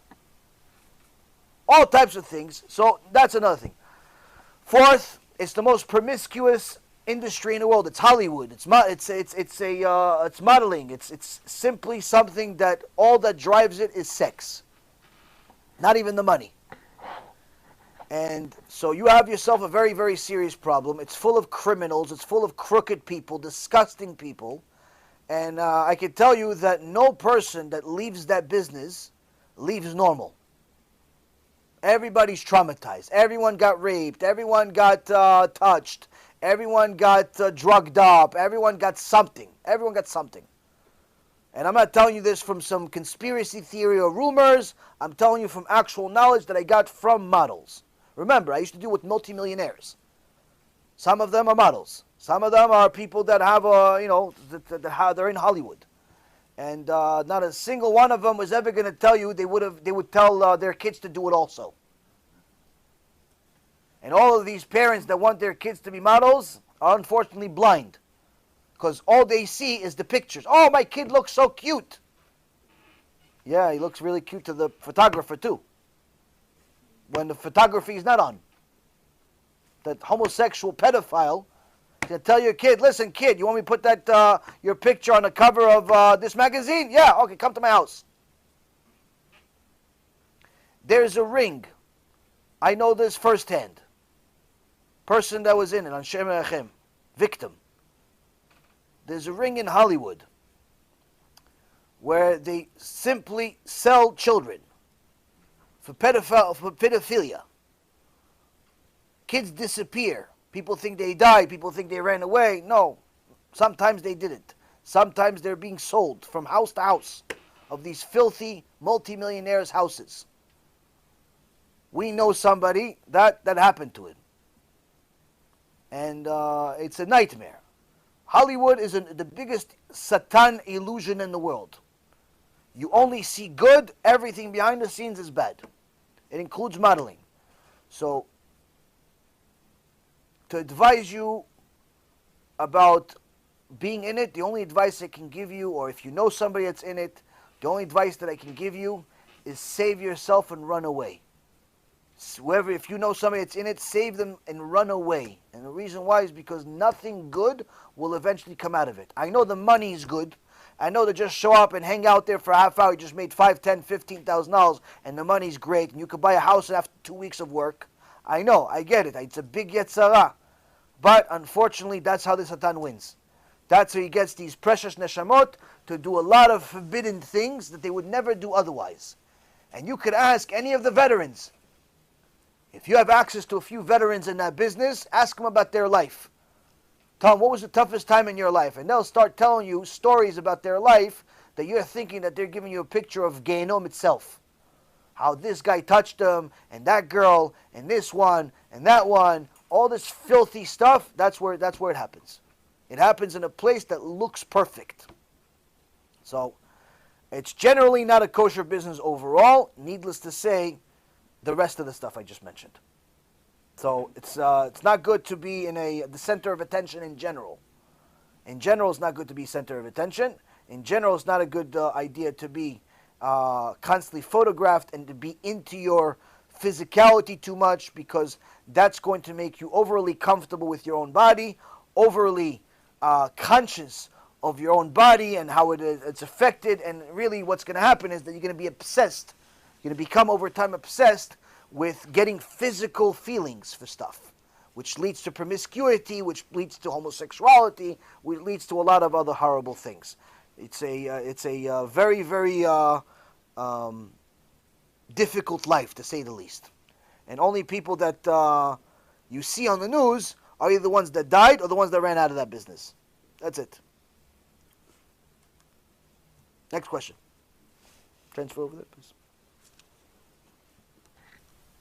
I wanted to know what other clothes, common clothes, we should be aware of that might have Shatnez, other than jackets. Clothes that have Shatnez, there's a list that's published usually every year. I could send it, I could post it later on. There is an organization that lists different rabbis that are certified Shatnez experts. There are different, a lot of people could check for Shatnez, but there are not that many people that are actual experts. Now, to be an expert doesn't necessarily require you to be a genius. To be an expert, you have to have a lab. You have to have an actual lab. There are a lot of people that say, oh yeah, rabbis, that say, oh, I'll check your Shatnez, and they check with their eyes. Unfortunately, that's no longer enough. You actually have to have a lab, you have to have the right tools in order to check for Shatnez. Because the law in the U.S. and other countries allows them certain room for them to not disclose everything that's in your clothes. For example, in the U.S., if their material of a certain clothing or piece of clothing is less than a certain percentage, they don't have to disclose it at all. So it could say 100% polyester, but in reality it's nowhere near. It's 92% polyester, and there's some this, and there's some that, and there's some that. But all those other ones that they added to it are less than 1 or 2%, so they don't have to disclose it at all if they don't want to. So that means that you cannot trust the tag at all. You cannot trust the tag at all.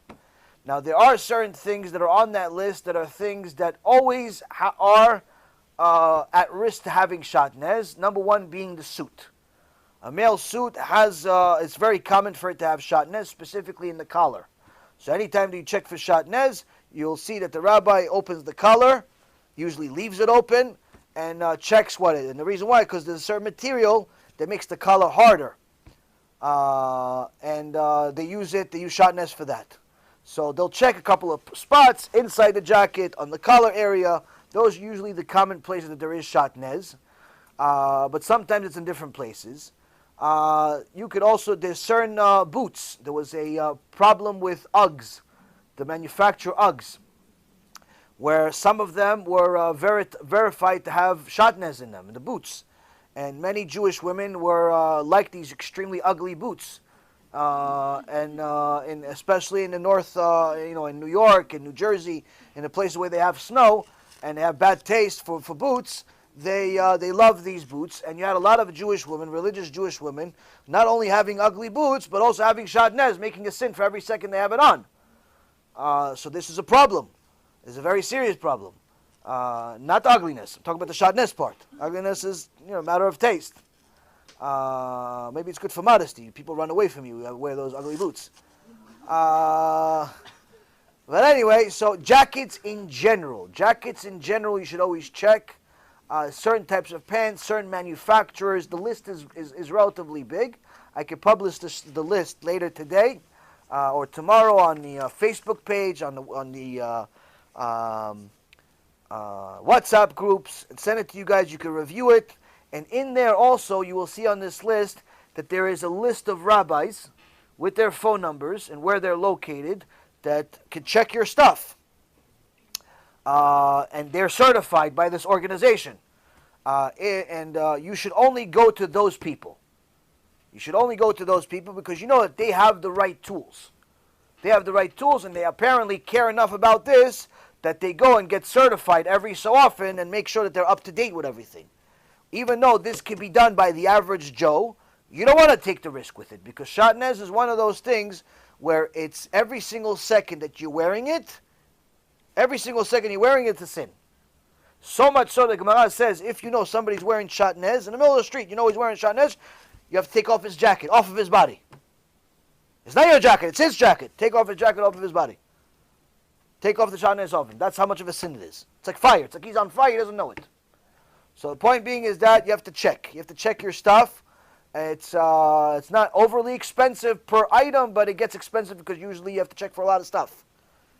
But look at that list. There are certain things that are prone to have Shatnez. There's certain things you don't even have to check at all because they usually don't have Shatnez. You look at that list and you know what to do. The point is that it's very, very smart to do that for every Jew because again, we already make enough sins that we know about. We don't need to make a bunch of sins that we don't know about. So that's that. And then just to follow up with that, since you said originally at the beginning that almost every tag we cannot trust, so to what degree should we be checking all types of garments? The list tells you the things that from their experience, they'll tell you certain things that are more prone, more likely to have Shatnez, and certain things that it's usually unheard of for them to have Shatnez. These are the industry experts. This is an entire organization where they have rabbis all over the world where they know what they're doing. These are labs, they have annual meetings and so on. These are the experts in the garment business and they deal with textile all day, all night. And some of them are regular rabbis, they have kehilot, but nonetheless, this is also part of what they do. Some only do this. Some literally have, like in Lakewood, they have an entire lab, a real lab, like where you send stuff there. You ship stuff there, and after so often, they send it back to you. Now again, if the rabbi tells you it's, let's say, $10, $15 an item, don't start asking for discounts. Don't ask for discounts. Number one, you're not paying for how long it takes him to do the job. You're paying for how long it took him to know what he knows. That's one of the things that people forget. People think that when you pay somebody, you're paying them for the job that they're doing. That's not true. You're not paying them for the job that they're doing. Unless it's like manual labor right there and then, they're fixing your, your bathroom. But even that requires a certain amount of skill. When you pay an expert, you're paying him for how long it took him to acquire that knowledge. A woman saw Picasso, famous artist, at a cafe. Oh, Picasso, Picasso, I admire you so much. Can you do me like a souvenir? You know, draw me something on a napkin or something? Picasso said, yeah, give me a napkin. He takes the napkin, draws something. 30 seconds later, you got $50,000. The woman almost had a heart attack. What, $50,000? What are you, crazy? You joke, right? He goes, no, $50,000. You want this napkin, it's $50,000. She goes, took you 5 seconds to make it. He goes, no. It took me 60 years for you to want this napkin. It took me 60 years to acquire the skill, to be recognized around the world, for you to actually ask me to draw you something on a napkin. That's what you're paying for. That's what you're paying for. When you go to a bed din, for example, somebody complained to me recently about the cost of the bed dins for conversion. He says, in his opinion, he's a nice guy, really nice guy. He says, but in his opinion, in his new opinion, he's a brand new Jew, in his opinion, he thinks that bed din shouldn't charge anything. Shouldn't charge anything. It should be free to convert people. I said, why should it be free? He goes, why? Why? Don't they want more Jews? I said, yeah, why is one thing negate the other? Do you know how long it takes to become a dayan? It takes 20 years of learning. Minimum. Most of the time, you're talking about 25, 30 years of learning. A really good dayan, his entire life. That means you're talking about the guy is a dayan. He's already 60, 70 years old. That means he's learned pretty much every single day since he knew how to read. You're not paying for the 5 seconds he looks at you to see if you dipped in the mikveh. Oh, Chazaku Baruch, you're a Jew, welcome to Judaism. You think that's what you're paying him for? No, you're paying him for 60 years, 70 years of toiling over the Torah. That's what you're paying him for. That's what you're paying him for. You're paying him for that in Shamayim, they actually consider his signature valid. You could sign a certificate also in Shamayim, it says toilet paper. Why? You're nothing. He's been studying for 60, 70 years. He signs. Shamayim says, oh, the rabbi such and such signed it. This guy's a Jew. His signature means you are a Jew or you're not a Jew. Your signature, I don't know, maybe a check you could sign. That means something into the bank. So that means, what are you paying for? You're paying for the decades of learning, the decades of Mesirut Nefesh. People think that if they watch a few shiurim and they read a couple of books, they're already smart. If you actually understood what it means to be a Talmid Chacham, you become embarrassed. I'll show you this. This, for example, is something I brought with me. I was thinking of maybe mentioning it at some point. Maybe I will, maybe I won't. This is a TeShuva. This is an answer from one of the Gdolei Ador, Arav Baruch Ber Leibovich, that he writes in Birkat Shmuel. And he writes about whether it's allowed to go to these schools that have become modern, where they start teaching secular subjects. Now, this tshuva, first of all, it's in Rashi script. You're not going to find it in English. But forget about that part, even if you find it in English. The amount of knowledge and sources that's in a single tshuva, this is, 6, 7 pages, whatever it is. It's tiny little handwriting. This is like the small print on medicine. The amount of information that's in this tshuva, you need to know no less than about, I would say no less than probably 5,000 books. By heart. In order to write this tshuva. It looks 6 pages. You want to write, you want to be like, you have to know 5, at least, I'm talking about. I'm probably like underestimating. You probably put another couple of zeros next to it. You have to know at least 5,000 books by heart. To have the ability to write such a tshuva. Not this tshuva. This tshuva, I don't know, the whole Torah you need to know. It's something out of this world. Simple question. Are you allowed, not allowed? You think it's yes or no? What, you think you just decide yes or no?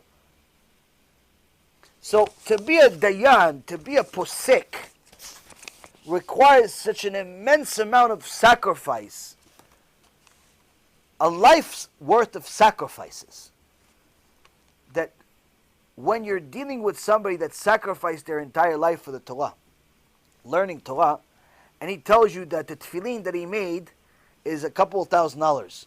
The Sefer Torah that he wrote is $50,000, $100,000. The mezuzah that he sold you is a couple of $100.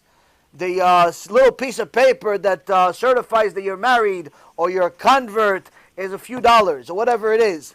When they say that, you're not paying them for the signature. You're paying them to what made that signature worth anything. That's what you're paying. So that's why, Rabotai, the people that look for discounts in the Jewish world are simply making a very, very big mistake because they're not valuing the Torah. They're not valuing the Torah. You're not giving kavod to the Torah, which is a sin of itself. It's very, very important for people to understand that when a Dayan says something, when a Talmid Chacham, doesn't have to be a Dayan, Talmid Chacham, he's been learning many years, teaches, does a lot of good things, knows what he's talking about. You ask him a question, he knows the answer, and he can give you a source on any aspect of the Torah. He has dat Torah. He has a good mind, but not just because of intellect, because he has Yirat Shamayim, he's afraid of HaKadosh Baruch Hu. He doesn't start giving you his opinion. You're dealing with a Talmid Chacham, you have to understand, Torah tells us that's like a HaKadosh Baruch Hu speaking from his throat. You say, oh no, can you give me a discount? You say, oh no, I think what he said is shtuyot. I don't want to scare you too much, but I could just tell you, the Reshit Chokhmah says there's a special place in Gehenom for people like that. That's how much HaKadosh Baruch Hu adores Talmidei Chachamim. So, you have to understand, a Talmid Chacham may not look like much in this world. But in the next world, in the real world that's eternal, they're the kings. That's what the Gemara says. Who are the kings? It says Talmidei Chachamim. Who are the kings? Talmidei Chachamim. Who's Talmid Chacham? Someone who sacrificed his life for the sake of Torah. Not someone sacrifices the sake of Torah for the last 5 years. Life. Meaning, you could be learning for 20 years straight and still be a בור ועם הארץ. 20 years straight, all day, all night, you're learning. According to Torah, you still have no idea what you're talking about. It's not a matter of time. It's a matter of sacrifice. It's a matter of what you got out of it. Some people get in less time, some people get in much more time. Point being, Rabotai, Talmid Chacham is not you are self-declared Talmid Chacham. Talmid Chacham is other Talmidei Chachamim saying Talmid Chacham. But you yourself say, I'm a בור ועם הארץ, I don't know anything. Yes, the biggest Talmidei Chachamim in the world, they look at themselves as nothing. Anyone that thinks of themselves as something is definitely nothing. Definitely nothing. But the point is, Rabotai, is you have to understand, is that to write on the halacha, like people look at the easy parts. For example, you look at some of these simple halacha books, like the Shabbat halachot that I gave some of you guys. Anyone that wants some copies, I have with me in the car. Halachot Shabbat books. Or the some of the other simple halacha where it just pretty much tells you allowed, not allowed. People think it's that easy because they simplify their Torah so much, tell you allowed, not allowed, you figure that, he just said it's allowed, not allowed. You have no idea how many books and how many years of learning you had to learn in order to write allowed, not allowed. They asked the Chafetz Chaim, how do you determine, Mishnah Berurah, how do you determine halacha? He says, after I read every single, and learn what every single posek wrote about this topic 36 times each, then I write halacha. That means, if in the last 2,000 years, 1,000 people, 1,000 rabbanim wrote allowed, not allowed, whatever they wrote, and each one didn't just write allowed, not allowed. They wrote sfarim about it. After I read everything all of them ever said, 36 times, then I'll tell you what's allowed, not allowed. Then. So, the little that we know is very, very, it's very interesting, because the less you know, the more you think you know.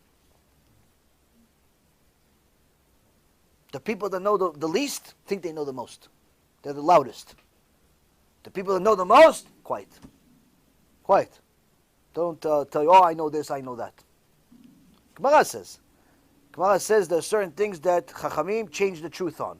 One of them is how much knowledge they have. Even if you ask him, you know this Gemara by heart? I don't know. Even if he knows, I don't know. Why? Who really says I really know? And even if I know, why should I say I know? Do I really know, Bichlal? Maybe I'm wrong. I'm going to go up to Shemad and say, everything you learned is wrong. The Rogatchover Rebbe says to his students, I don't even know. I know that I'm going to Gan Eden only because of my wife. Rogatchover Rebbe was one of the biggest Geonim that has been around in the last 1,000 years. Lived 100 years ago or so. Chabadnik, real Chabadnik though. He says, I'm only going to Gan Eden because of my wife. Now, if you want to speak to the Rogatchover Rebbe, you have to know the entire Torah. Why? He doesn't speak regular. He speaks in sources. He doesn't even say what the source says. You would have conversations with Talmidei Chachamim, just page numbers. Yeah, but Kiddushin Daf Aleph, but Kiddushin this, but that, just the sources, not the rest of the stuff that I give you a 3-hour shiur about. Just the page numbers. And if you can't hold the conversation, then who are you to talk to me? Oh, you don't know what it says in Kiddushin Daf Lamed, Amud Lamed? No, you don't know. What's the conversation? Go save your life. Go learn some Gemara. Why are you wasting your time talking to me? Now, he himself said about himself, he knows he's only going to Gan Eden because of his wife. He said, what about all the Torah that you learned your whole life? He says, who knows about my Torah? I'm going to go up to Shemaim, they're going to tell me, listen, everything you learned is wrong. Everything you learned is wrong. You're upside down hard. Oh, you're an idiot. You don't know anything. He said about himself. But then, my wife's going to come and say, okay, ma'am. She goes, oh, Gan Eden. Why Gan Eden? She goes, well, you said in the Torah, the only reason you're going to go to Gan Eden, you have to be modest, you have to send your husband and your boys to learn Torah. I did that. I was modest. I sent my boys to learn Torah. My husband, Torah all day, all night. They're going to tell her in Gan Eden, wait, lady, your husband's an idiot. He doesn't know what he's talking about. His entire Torah is wrong. She'll tell them, listen, is it my fault he's an idiot? You told me to send him to go learn Torah. That's what I did. You didn't tell me to go make sure he knows what he's talking about. You told me to go send him to learn Torah. That's what I did. They're going to tell in Shemaim, I'm sorry, lady, you're right. You're right. Gan Eden, highest level. But then she's going to start crying in Gan Eden. She goes, well, how could I be in Gan Eden? My husband is in Gehenom. And they're going to take me out of Gehenom. He says they're going to put me in Gan Eden because of her. This is one of the biggest giants lived among people. He met Einstein one time. Einstein came out of the room after 4 minutes, said you can make 4 Einsteins with him. Famous meeting. Next question. You, Howard. One question, then we're going to go to the back. Yeah. Okay. So we all know like the 7 levels of Gehenom. We all know the Salmavet, all that. Yes. Do we know like rewards? Like I'm not talking about like. Do we know like some levels of rewards? Okay, so what's the reward? So the Mesilat Yesharim says there's 2 aspects of the reward, in this world and the next world. The ultimate reward that a person needs to and aspire to get is to enjoy Ziva Shechina, to enjoy the beauty of the Shechina itself. What that means, we have no comprehension whatsoever because we're still limited with our flesh and body. But I'll give you an illustration of what joy means of enjoying the Shekhinah. Now, the Mesilat Yesharim, the Ramchal, says this is something you can enjoy in this world. Needless to say, in the next world. Whatever is in this world, magnified by infinity in the next world. So, imagine a person's life. Now, let's say this person lived 100 years. Out of the 100 years, the reality is even if he was rich and successful and married with kids, and he didn't have some traumatizing life, the whole 100 years is not joy. If he lived like a regular human being, most likely 25 to 35% of his life he's sleeping. Sleeping. So out of 100 years, you're already down to about 70 years or so. 70 years left. Out of the other 70 years, he's also spending some time going to the bathroom. Then he's also spending some time working. And work is not always fun.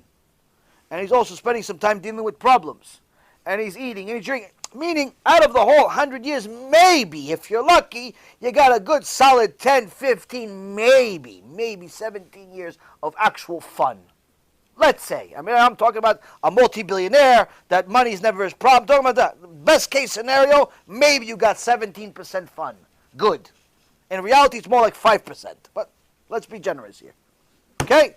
So we got 17. Now, if you take all of that fun that he had in 17 years, you spread it out over 100 years, that's a life, right? But if you take all 17 years and you put it into, just give it inject that fun into him one shot, all the pleasure he ever had in his entire life, in 1 second, all the pleasure he had from food, all the pleasure he had from money, all the pleasure he had from his wife, all the pleasure he had from whatever he did, in one shot, it's a lot of pleasure, right? Okay.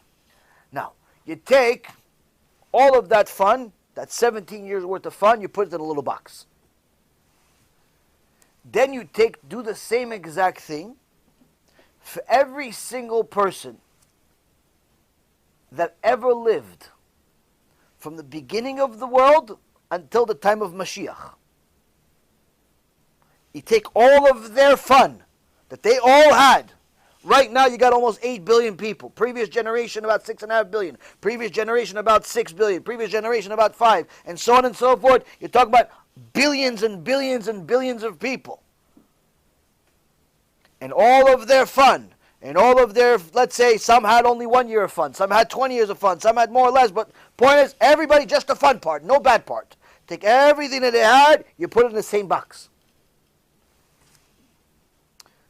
You put that into a nice, turn it into liquid. You give a guy an injection of that fun. That's a lot of fun, right? That's a lot of good, right? That is not even considered the down payment. That's not even considered the down payment. It's not even considered a moment of fun, of enjoying the Ziva Shechina, of enjoying the joy that you would get for protecting your Brit. Not even a moment of the reward that you will get for being a modest woman. Not even a moment of it. Not even a moment of the reward that you're going to get for keeping kosher, for being kosher, for keeping Shabbat. It's not even a moment of it. Needless to say, all of the mitzvot that you did.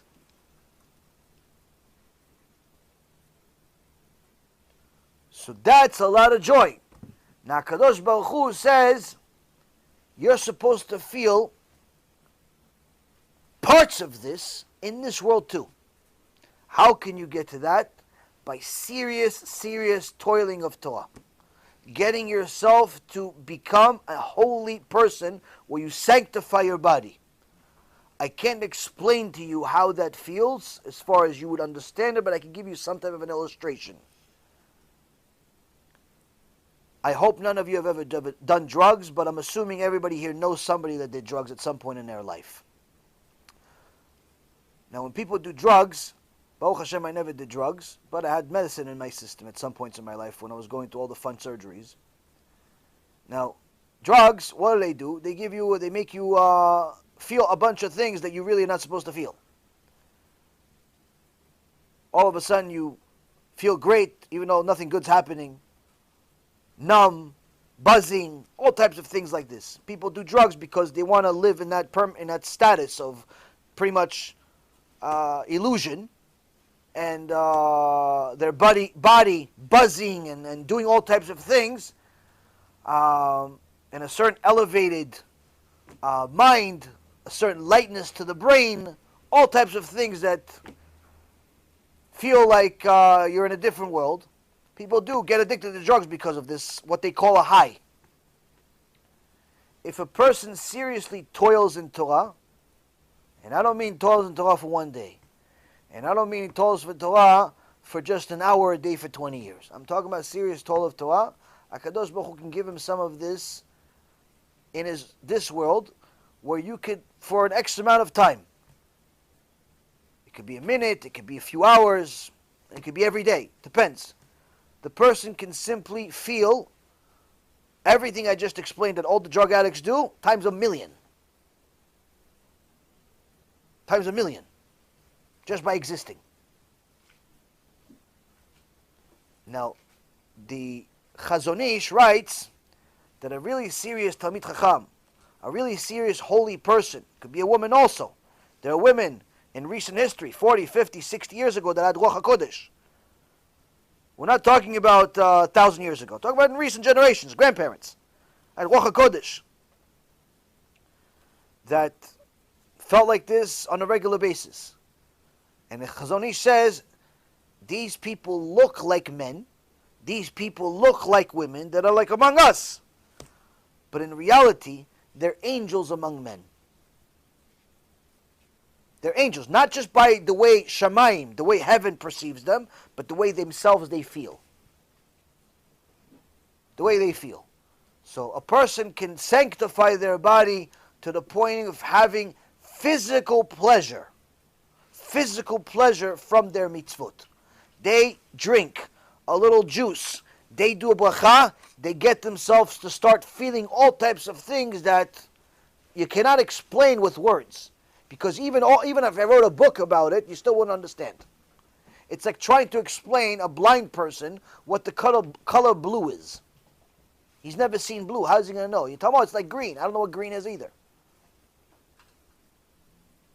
So that's how much joy a person can have from a simple mitzvah of drinking water, of eating something, of whatever it is. They can have that much joy. And that's just a small sample of the real joy they will get when they arrive at the real world that's eternal. But that's based on the assumption that the person has sanctified themselves. Not by their own opinion, but by Shamayim, by HaKadosh Baruch Hu, testifying, she is holy, he is holy. There are many people doing mitzvot, not many are becoming holy. Holy means you have to be very, very protective of modesty and morality and things of that nature. Let's give the mic to the back.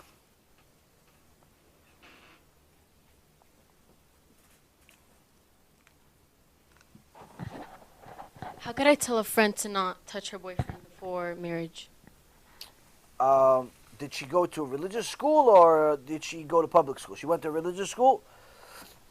Okay, so first, she obviously didn't learn anything good in this religious school, because that's the number one reason of why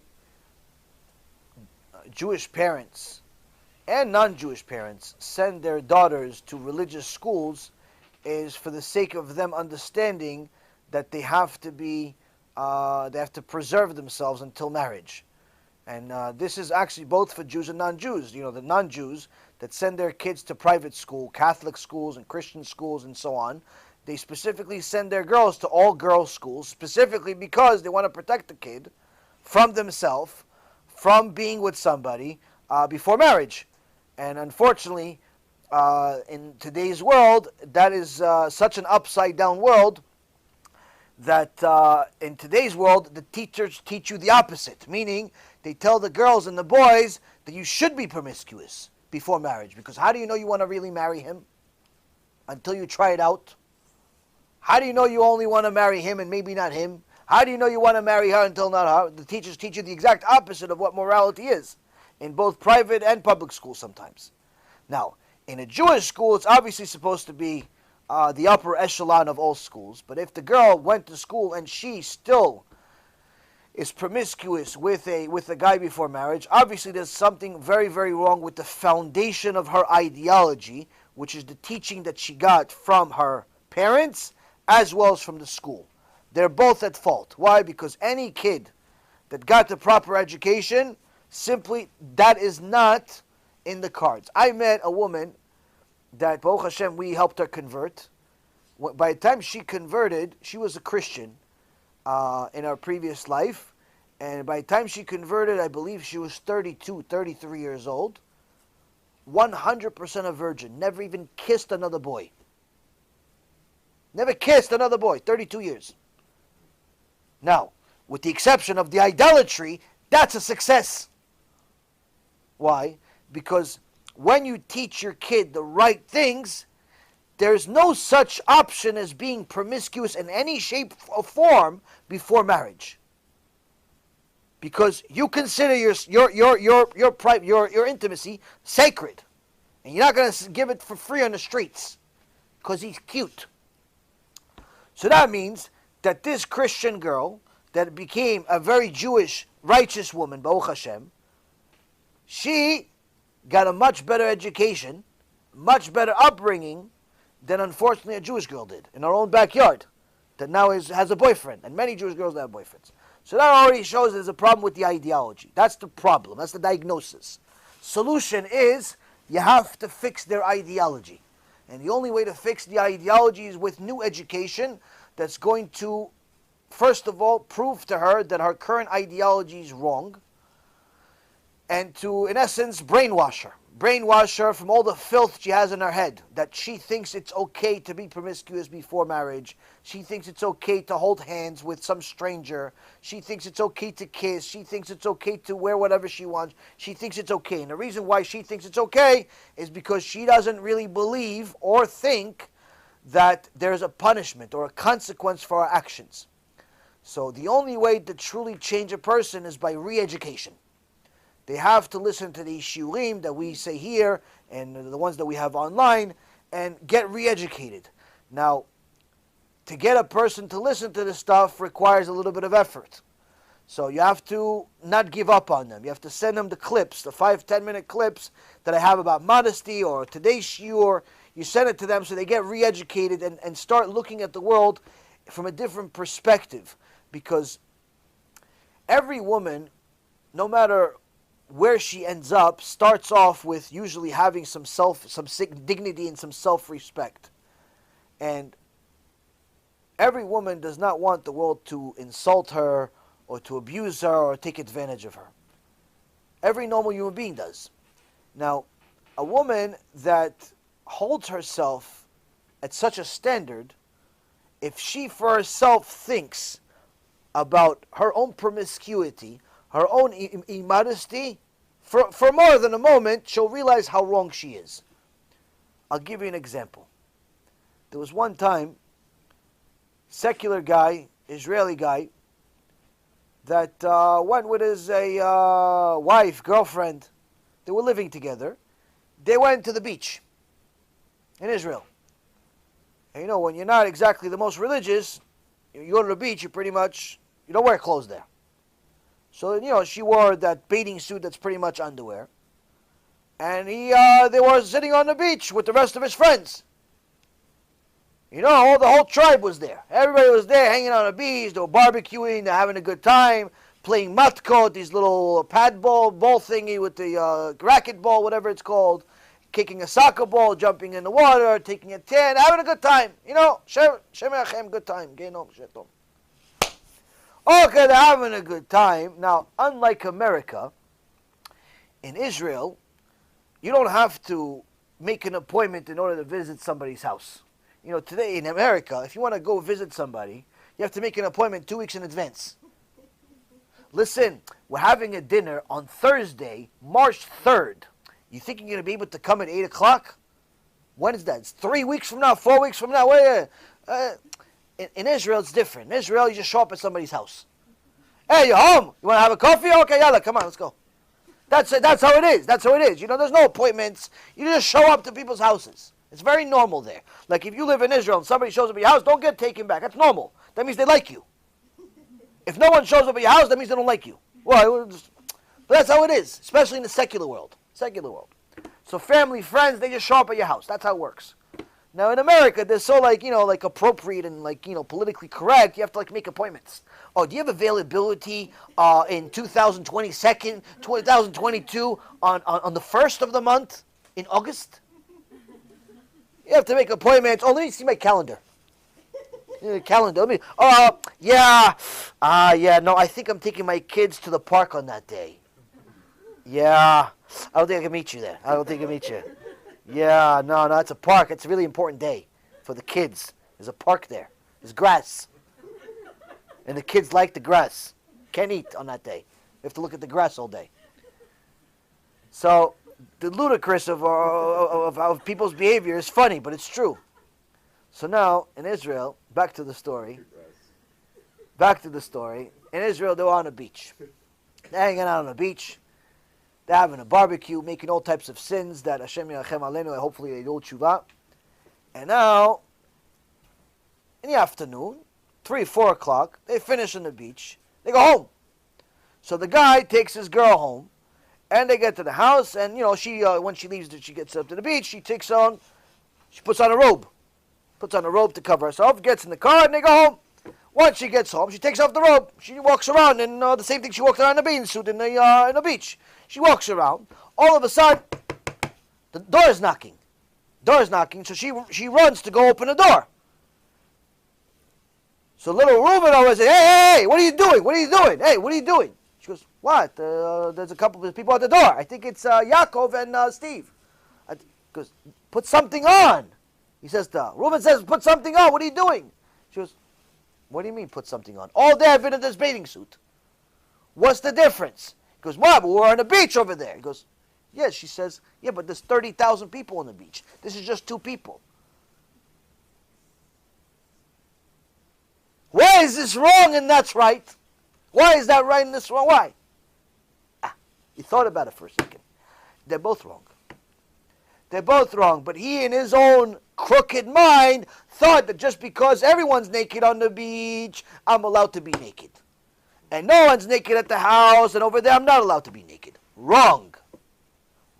Satan, Malach HaMavet, Yetzirah, all at the same time. Wrong ideology. A woman that understands that when she walks around immodest and she shows parts of her body, whether it's her thigh or any other part of her body, to just strangers, she is in essence selling herself for free. Free for all to look at. Free for all to enjoy, without payment, without commitment, without any reason whatsoever, just to enjoy your beauty that you, in essence, promised to your husband. Everybody else gets to see what he's the only one that's privy to. He's the only one that paid for it. He's the only one that committed to it. But you're showing your beauty to every guy, and Hashem Yachem, your guy, your husband, he's allowing it. He's actually encouraging it. But if you thought about it for a second, you'd realize that you're both wrong. Why? Because you realize that, hey, you're not supposed to be naked in the house, you're not supposed to be naked on the beach. But you never thought about it. Never thought about it until Hashem gave you Shat Ratzon, a little moment where there's your brain is awake. So the point is that right now this kid, this friend of yours, or whoever it is, and millions of others like her, they're in a circumstance where they have a ideology that is simply wrong. And the only way to fix that is by showing her that she is a princess. How do we know she's a princess? God created her, and he says, you're my daughter. God is the King of Kings. If she's his daughter, she's the princess of the King of Kings.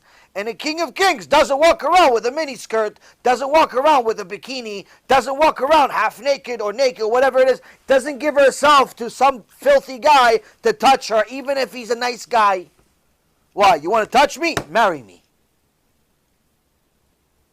You want to touch me? Marry me. You want to give me a kiss on the cheek? Marry me. Oh, you don't want to marry me? Don't touch me then. Why? I'm not for free. I'm not for free. That's the thing. Rabotai, I'm sorry to give you this example, but even the prostitute costs money. Even the prostitute costs money. How come you're giving yourself for free? Why, you're less than a prostitute? What's the matter with people? What's the matter? How come you're giving yourself for free? A Bat Yisrael Kedosha. A Bat Yisrael Kedosha, a holy woman created by Kadosh Baruch Hu's hands himself. How come you're giving yourself for free for some filthy guy with a nice hairdo? For what? For what? You want to touch me? Marry me. You don't want to marry me? Go find yourself a new friend. Go smash your head against the wall a few times. What do I care? Rabotai, you have to understand you're worth a fortune. $1 billion is not even a down payment for a Bat Yisrael. $1 billion is not even a down payment for 5 minutes with a Bat Yisrael. for any man to touch your hand, he has to be willing to give his life up. That's what you have to understand. You don't appreciate yourself at all. You treat yourself worse than a prostitute by giving yourself up for free. That's the reality. And no, you don't even have to just allow him to touch you. Allow him to look at you, and you're showing him all your goods. You're walking around half naked. Everybody can see. Just enjoy the looks for free. Are you worse than a stripper? You're worse than a dancer. You're worse than these filthy people in Hollywood. They charge $20 million for you to look at them. How come you're for free? You want to look at me? You got to marry me. That should be a policy of every single woman. Value yourself as priceless because you are. You are Kadosh Baruch Hu's daughter. No one other than your husband that has committed his life is allowed to touch you or even see you in an immodest way. No one. Your husband, no problem. Allowed. Enjoy. Why? He's sacrificing for it. He's committing to it. No problem. And even if he starts messing around, starts fooling your eyes, he's not allowed also. He has to meet the contract. He signed a contract. It's called Ketubah. He doesn't meet the contract. He also doesn't get to look and see. Why? You're about Israel. You're priceless is not enough. Treat yourself as such. Then you'll be as such. You'll be treated in Shamayim as such. But if you treat yourself worse than a prostitute, worse than a zonah, then that's what the Torah describes a girl that's immodest, by the way. That's what the Torah describes a girl that's promiscuous before marriage as a zonah. That's what it calls her. Zonah also means prostitute. Why? Why treat yourself like that? For what? What do they do to earn your whole life? For what? And that's what you have to explain to this young girl. She just doesn't value herself. She never thought about it because she got the wrong perspective from maybe her parents, maybe the school, maybe the environment. She never saw herself. She thought that to be a strong woman, you need to be, a promiscuous woman, a woman that's everywhere, a woman that's, socialite, they call it. It's the opposite. The most valuable, precious women in the world are the most reserved. Sarai Imenu did not walk around with a miniskirt. Sarai Imenu did not allow Avraham to touch her before marriage. That's who you want to be like. And you can. Even if you messed up before, you could start now. You didn't know till today? Start today. You can become Sarai Imenu today. One decision. That's it. All the immodest clothes, burned, garbage. Don't sell them. Don't give them to anybody. Just because you're not making a sin doesn't mean that other people should make sins. You're not allowed to make sins. They're not allowed to make sins. All the immodest clothes, burned, ripped, garbage, right away. Like you're destroying Avodah Zarah. I know a woman that when she took on modesty, she took all of our clothes and she burned them right on Purim. Why? On Purim there's a special mitzvah to destroy Amalek. She says, this is my Amalek. I said, you're 100% right. Rabbi Ephraim says, you're 100% right. You're fulfilling the mitzvah of destroying Amalek by destroying the immodest clothes. We're talking about tens of thousands worth of clothes. Heels from here to Jamaica, clothes that, all types of things. Tens of thousands worth of dollars. Destroyed Amalek. Baruch Hashem, she got blessed fortune. Kadosh Baruch Hu pays cash. When a woman takes on modesty, she is, in essence, taking on herself not just modesty, majesty. Why? You're a princess now. But when you walk around like a Shem Yirachem, your whole body showing to the world. Everybody doesn't need any imagination anymore. You're not a majesty. Opposite. You're worse than a servant. Why do that to yourself? For what? Why are you punishing yourself? The more you value yourself the right way, the more they will value you not only in this world but also in the next world. The less you value yourself, the less people will value you. She has the wrong mentality. She never heard this probably in her life. But if she did once, maybe twice, maybe a few more times, I promise you that little by little, she will start looking at things from a different perspective. The other aspect of it is also knowing that there is a consequence for our actions, meaning there's a punishment for sins. Hashem says immodesty and immorality, promiscuity is punished, and the punishment is very, very heavy. The average Jew today does not know about punishment. She needs to know about it. So there's different short clips you could send her that I talk about punishment, or there's a shiur about Gehenom that I have. Whatever you want to send her, you have to use your own judgment as far as what her reaction is. If you see that she's into it, you keep sending her more clips. She's more into it, send her longer shiurim. But don't overthink about, oh, this is too strong, this is not too strong. Whatever you see, send. Don't do too much calculation, but start sending on a regular basis to brainwash her literally of the filth that's in her mind. Because that filth is literally turning her into something that she's not. She's a Bat Israel, she's majesty. But she's treating herself like a servant. She doesn't know it. Because all the other people are treating themselves like servant. So she thinks that she's fitting in. Opposite. She's supposed to be above. And if a woman did that, she can get to Ruach HaKodesh. If you just understood what her value is. Next question. Howard. If you make a certain amount of shidduchim, do you go straight to Gan Eden? Because I've heard this in my school, but I don't know. Like, what does that mean? Wait, you help other people get married? Yeah. If a person helps other people get married, it's a very, very big mitzvah, but it does not mean that a person is allowed to make sins. So, sins put a person in Gehenom, mitzvot put a person in Gan Eden. So if a person makes a lot of mitzvot, for example, they are a very good host on Shabbat, they have 50 people every week, or they help people get married, or whatever mitzvah is, that mitzvah is going to help them, pay them a reward. But if they make sins, those sins you have to pay for also. So it all depends on how big the sins are versus how big the mitzvot are. If a person makes small sins and big mitzvot, they go to Gan Eden, they're in good shape. But if a person is going to make small mitzvot and big sins, they're going to Gehenom. And a very long time, maybe permanent even. So it all depends. Helping people get married is a very, very big mitzvah. It's fantastic. But remember that if a person is making big sins along with it, all of the reward they're going to get for those mitzvot is going to be in this world.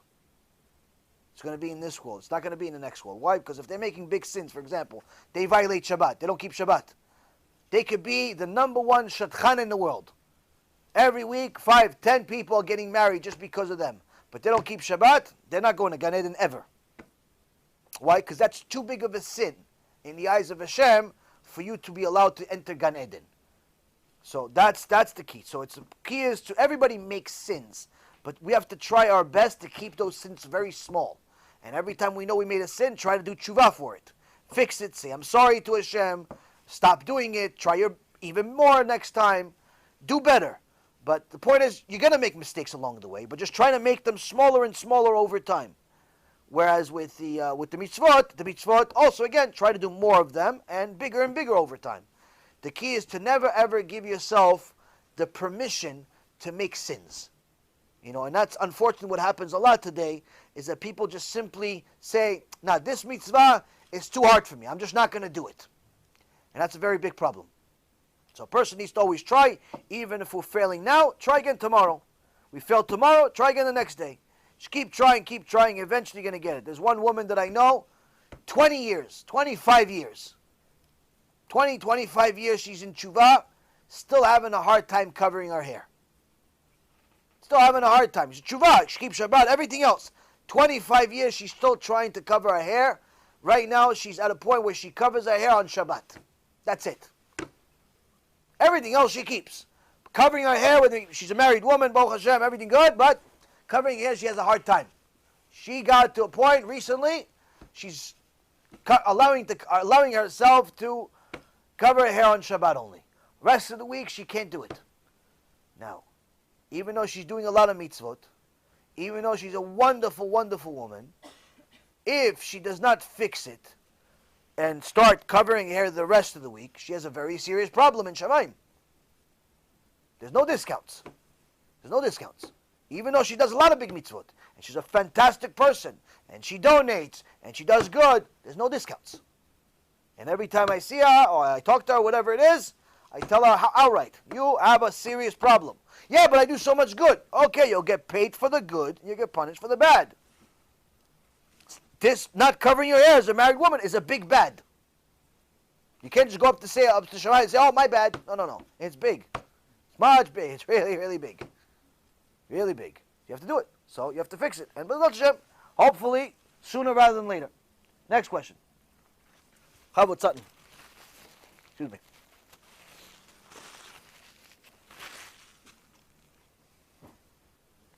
Yeah. Is there a concept of time during Chibud HaKever? Time, even the physicists have discovered that time depends on matter, meaning it depends on physicality. Where there's no physicality, where there's no material, there's no time. There cannot be an aspect of time, because time is dependent on something physical. So in the spiritual world, whether it be Chibut HaKever, Genom, Gan Eden, or even in your dreams, there's no concept of time. And that's actually one of the ways that Hashem allowed us to understand the concept of time, or timelessness, which is you could have a dream where that dream feels like 1,000 years. Sometimes people have these dreams, and many times they're not good dreams, where they feel like they're being tortured. They're in a desert somewhere, or they're being beat up for hundreds of years. And they wake up eventually, sweating bullets, and they feel like they've been gone out of this world for 1,000 years, and they look at the clock, 5 minutes have passed. How is that possible? They remember 1,000 years worth of information. But they have 5 minutes have passed in this world. Why? Because in this world, 5 minutes have passed. In the spiritual world, in the dream world, there's no time. So, but of course, Hashem does keep a clock, if you will, for a person's sentence. Meaning that if a person is decreed, let's say, 50 years or 500 years or whatever it is to in punishment, then that's in essence what it is. But in that time, is a very famous story by the Baal Shem Tov. The Baal Shem Tov once went into the woods, and he saw an enormous toad, huge, like a turtle, but huge, enormous. And he saw this toad. Looked at it, and he had Ruach HaKodesh, and he started speaking to the toad, because he knew there's a neshama inside there. And he said, who are you? He says, I am being punished. I'm being punished for 500 years already. 500 years I'm being punished, reincarnated into animals for 500 years already. So the Baal Shem Tov says, for what? He says, I didn't honor the mitzvah of Netilat Yadayim. I dishonored it. I made it seem like it's, you don't have to do it. 500 years. It's being incarnated. Now, we're not talking about he just didn't wash his hands one time. That's why he's getting 500 years worth of punishment. We're talking about somebody just takes a mitzvah and says, this one I'm not doing. The Rambam says, if you say, listen, I know this is a mitzvah in the Torah. I know this is a mitzvah, Aleph Bet, I know this is a mitzvah, but it's not for me. That is a serious, serious crime against Hashem. We're not talking about you know it's a mitzvah and you just failed at succeeding at it. You failed. You tried, you failed. Or you didn't even try, but you're saying, listen, I know it's true. I know you're supposed to cover your hair. I just can't get myself to do it. I know you're supposed to eat, kosher, but, sometimes I give in and I eat, McDonald's. I know you're supposed to do it. I just fail sometimes. That's a normal person that unfortunately failed. We're not talking about that person. We're talking about a person that knows this is a mitzvah, and he says, I know it's a mitzvah, I'm just not gonna do it. It's not for me. As if he just took a mitzvah out of the Torah. This mitzvah is for everybody else, not for me. That, Rabotai, is a very, very serious crime in the Torah. The Rambam writes very strong things against such a person. And the Baal Shem Tov story says such a person that did that, had that type of an attitude towards the mitzvah of Netilat Yadayim. It's a famous story, I didn't make it up. Famous story, Netilat Yadayim, it was being reincarnated in animals for 500 years. Why?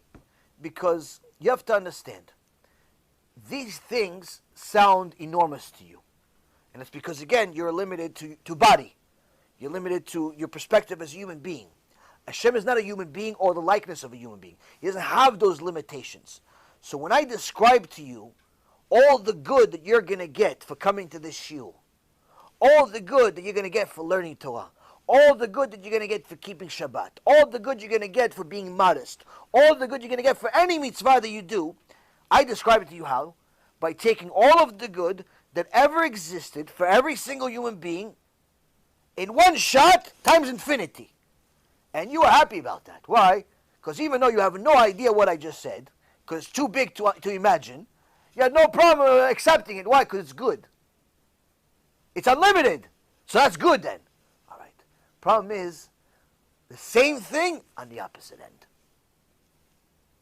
Just like the good is infinite, incomprehensible, so is the punishment. The punishment is not comprehensible to a human being because it's that big. So that's why a person needs to do everything possible to sanctify themselves.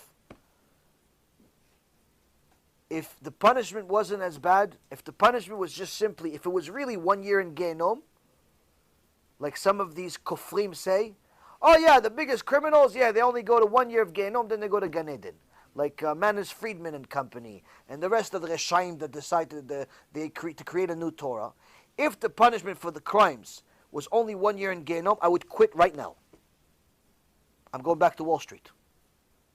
If the worst punishment is 1 year in Gehenom, I'm quitting right now. Let everybody do whatever they want. Why? Because the worst thing you get is 1 year in Gehenom. Good luck. Okay, it's going to be a really bad year. 1 year? Rabotai, I sacrifice my life. You have no idea how much I suffer every day. You have no idea how difficult people are. You have no idea what I have to deal with every single day to survive. I do this only because I know it's not 1 year.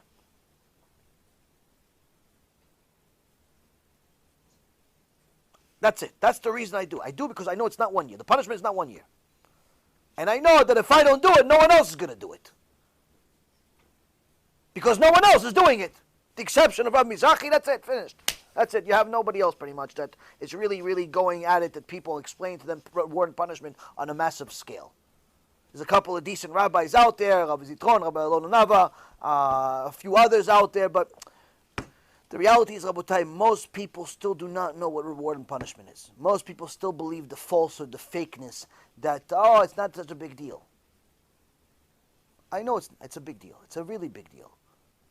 And the truth is that if you look at all of the Sfarim, you look at all the books, what they say, it's even worse than I explained. So the point being is that a person needs to do everything possible to sanctify themselves, to get themselves to a place of holiness, and have to try hard.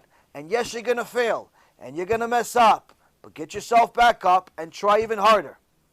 Just like you would try harder in everything else in life, try harder with this. And get other people to do it. Because again, if you don't help the people in the world, you're going to be a miserable, happy person. Why? Because you're going to get, let's say, all the rewards for your good, but you're going to see that none of your friends, none of your loved ones, none of your own nation has gotten it. What do you want to be in Gan Eden by yourself? Sounds more like Gehenom. Why would you want to be by yourself? You want your father to be there? Don't you want your mother to be there? Don't you want your sister, your brother, your cousin, your aunt, another Jew? Even the Goyim. Why don't you want them to be? You want all of them to die and suffer? Why? They're Hashem's creation also.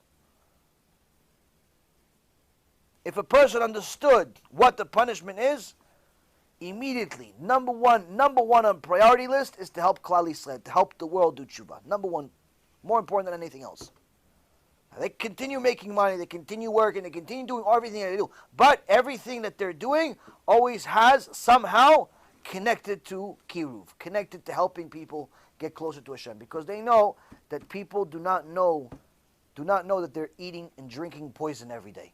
They're ruining their life in this world, they're ruining their life in the next world. So it's the punishment is dear, but most people simply don't know it. When you know it, you understand that you have to do something about it. Next question. In the back, last one. Howard, give him the mic if you don't mind. One, two more questions. Kod Rav, this Mr. Manis and friends, the top, he actually says that after what you just said, he says that there is just no such thing as hell. Like it doesn't exist. No, I understand. I understand what he says, and I have had a lot of people, not as popular as Manis and company, but other people say the same thing, and the simple answer is that if they do not want to accept the sources that we've provided them, that show in the Gemara, show in the Zohar, show in the Chumash, show all over the Torah, that they're wrong, that there is a very serious punishment. If they don't want to accept it, then there's simply only one option left to prove it to them. And that's that they're going to get to see it firsthand, very soon. Hashem is going to show them Gehenom. They have a personal visit there, and they're going to get so familiar with it that they'll become experts. It's the only way to help such people, is by simply showing them that they were wrong. But that's it. You cannot help somebody that doesn't want to learn. You cannot help somebody that has such a big ego, they're not willing to learn. And the truth is that sometimes it's because of ego, sometimes it's because of other reasons, but the point being is that there are a lot of fakers in the world, unfortunately, and many of them are supposed to be our leaders. They're supposed to be our helpers. Like, for example, a lot of people today are doing things for the show. So they go to shul once a week, but they'll take a selfie when they have their tefillin on, making it seem to the world as if they're big tzaddikim. They go to shul every day. Or better yet, they go to visit a sick person once in their life, but they make sure to put the pictures everywhere, send it to all of their friends. They went to visit a sick person.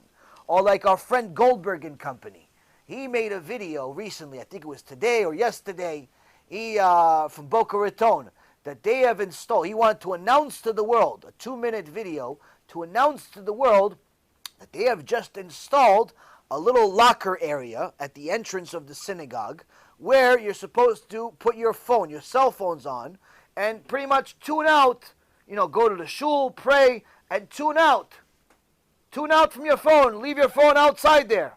And you get your own key. And he's like, see, we go to shul and we tune out from the regular world. So this looks like, wow, what a great rabbi. What a great thought. You have a locker room just for people to put their phones in it. And it even has a charger in there. They could charge their phone and also charge their neshama at the same time. What a brilliant idea.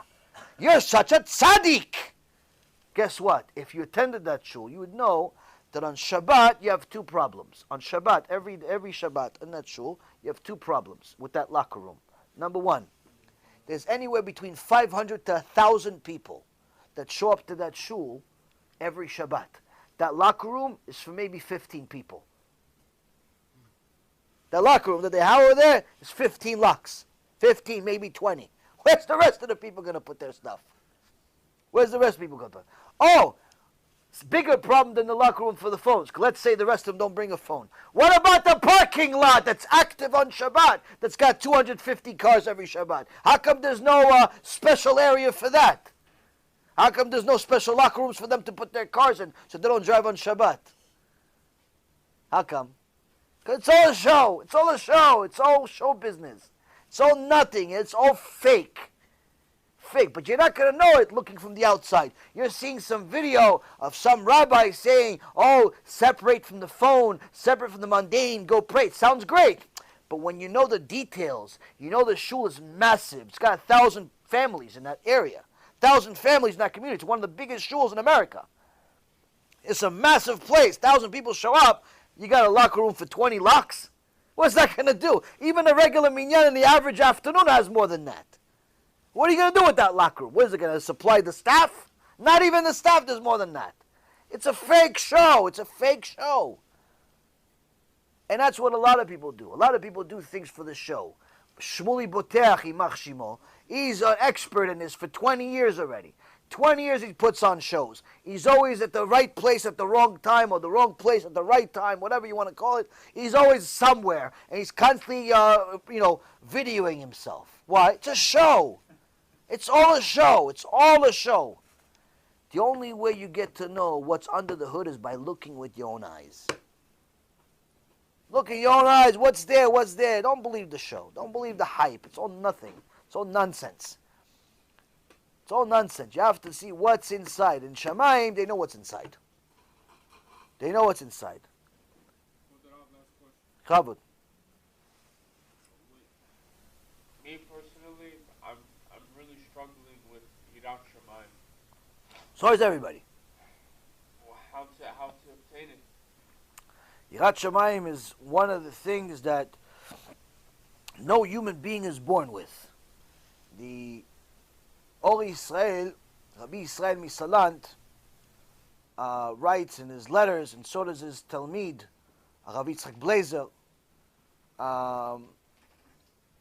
writes in the Sefer Or Israel that Yirat Shamayim is the opposite of what you're born with. Why? Every human being has fears. Some people have more fears, some people have less fears. Some people are afraid of money problems, so they become addicted to money. They start taking money that's not even theirs. They start stealing other people's money because they're afraid they're not going to have money, even if they have enough money. Or they're not generous because they're afraid they won't have enough to eat. They have money addiction because of their fear of money or lack of. Some people are afraid to be alone, so they're constantly attaching themselves to anyone that pays attention to them. This also leads to promiscuity. This also leads to a lot of other social issues. But because people are afraid to be alone, they're constantly attaching themselves to anyone that pays attention to them. Because of the fear. Some people are afraid of bugs. They're afraid of bugs, little bugs, even though the bugs is little, and they're very big. To them, it looks like the bug is big, and they're very little. And some people have such fears that they become phobias, where a woman can see a certain bug, or let's say be a spider, and she can have a phobia where she starts losing her mind, or he starts losing their mind, where it's not a normal fear. It becomes abnormal, where if they're in a room and there's something that they're afraid of, they could literally jump out of the window. Because jumping out of the window to their death is less scary to them than this bug. That's a phobia. Phobia is not a regular fear. But point being is, some people are afraid of more things, some people are afraid of less things. Some people are afraid of different types of animals, dogs, rats, cats, whatever it may be. Some people are afraid of people. They're anti-people. They're afraid of people. It's not that they don't like people. They're afraid of being hurt by people.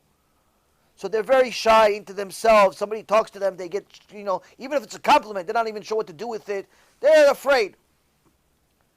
Which means, Rabotai, the average human is afraid of something. Some people are afraid of a lot of things. Some people are afraid of less things.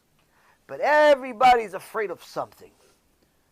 But every human being, standard status, is not afraid of God. In reality, not afraid of God. Even if he says, I'm afraid of God, he's not afraid of God. Why?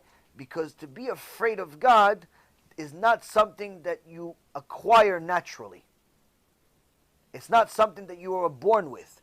Because if you were born with it, or you were able to acquire it naturally, just simply, then it would remove your free choice. Because what does fear of Hashem mean? Fear of Hashem means you understand 100% with a reality. Just like I'm in front of you, that you know that that's real, that I'm in front of you, that you're hearing my voice, just like that's real to you. The reality of punishment and the reality that Hashem is watching you is also real, 100%. There's no any type of separation. That's Yirat Shamayim. So to have that doesn't come naturally. Why? Because if you had it naturally, you simply would have no free choice. You'd never sin. You'd never sin. So how do we know that we have no Yirat Shamayim naturally? Because we all sin. We sin. We do all types of things that are against Hashem. So Rabbi Israel Misalant says, Yirat Shamayim, all of the other fears that you have bugs, cats, dogs, rats, money, women, boys, whatever it is, all of those things come to you naturally. Yirat Shamayim doesn't come to you naturally. Yirat Shamayim, fear of Hashem, is the only fear you have to acquire. How do you acquire it? By an enormous amount of learning Torah, meditating over it, actually applying it, and little by little feeling the Torah, feeling the fear. Yirat Shamayim, fear of Hashem, is not just something, oh, I believe that there's Gehenom, therefore I'm afraid. No, Babkis. That's a part of Yirat Shamayim. You can have an understanding that there is punishment, but still not be afraid, or not afraid enough. How do you get to a point of being afraid enough? This is toil of learning and doing what Hashem says over a period of time. It's not something you acquire off of one shiur. It's not something that you acquire over one book. It's not something you acquire after 1 year. It's something you have to work on day in, day out, over an extended period of time. And guess what? Even after you acquire it, let's say it took you 2, 3, 5, 10 years, you could lose it in 5 minutes. Why? A moment of weakness that you give into. A moment of weakness that you give into. Yetzirah comes to you as the most beautiful woman in the world. And you say, just one time. Just one time. Yetzirah comes to you in the form of $1 billion that's not yours. No one's going to know. Except Hashem, though. Just one time. If Hashem didn't want it, He wouldn't send it to me.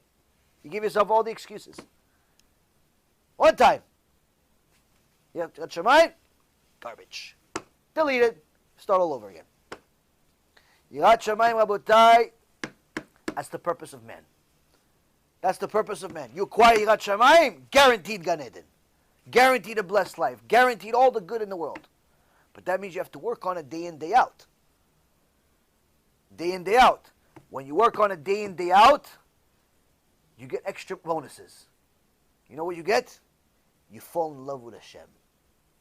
When you work on Yirat Shamayim day in, day out, eventually that Yirat Shamayim, same learning, same fear, that Yirat Shamayim eventually escalates to a point where you fall in love with Hashem.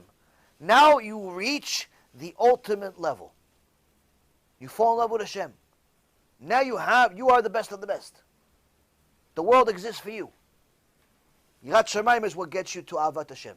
You cannot acquire Ahavat Hashem without Yirat Shamayim. Not possible.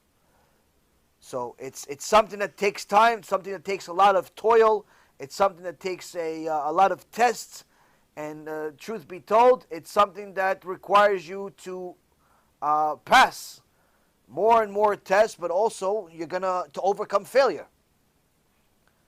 Everyone fails, but the successful people are the ones that overcome the failure. Successful people also fail, but they overcome it. That's the difference between success and failure. There's failure in both parts. Success has failure and failure has failure. It's just that failure chooses to remain failure, whereas success is failure that ended and was overcome and eventually succeeded. So Yirat Shamayim is failure, failure, failure, success. Success, success, success, failure. Okay, try again. Success, keep going, keep going, keep going, keep going. And eventually have more success than failure, and eventually eliminate different parts of your Yetzirah. Pass the test. Next question. Again, third? Same thing? Okay, you have to pass it to after him. Okay, last one, go ahead.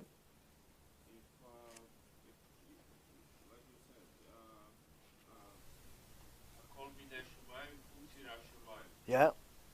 But if you pray to Hashem and you ask him and you say, Hashem, I'm lacking Yirat Shamayim. Right. Help me with Yirat Shamayim. Can you create circumstances that will help you to...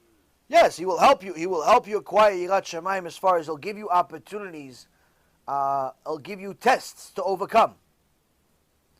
If you don't overcome them, then obviously you don't want the Yirat Shamayim enough. If you overcome them, then you'll acquire Yirat Shamayim. How does a person acquire success? By overcoming failure. How does a person, let's say for example, become more muscular? If somebody wants to become more muscular, how does it happen?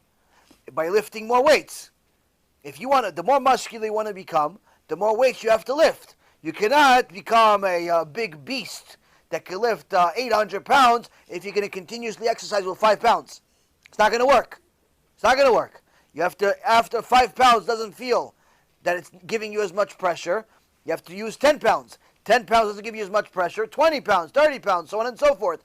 Meaning, the more yirat shamayim that a person has, that means that the more tests they have to overcome to acquire that much. You don't acquire the Rambam's yirat shamayim just because you prayed for it. You acquire the yirat shamayim because you've acquired it. Meaning you've overcome many, many tests to graduate and eventually have that. Meaning you've had all the other levels before it. So that means that a person has to overcome one obstacle after another, one embarrassment after another, one difficulty after another, one thing after another, and it's not an easy, but that's the purpose of life. Yalla, pass the mic to the front, and we'll finish with this question.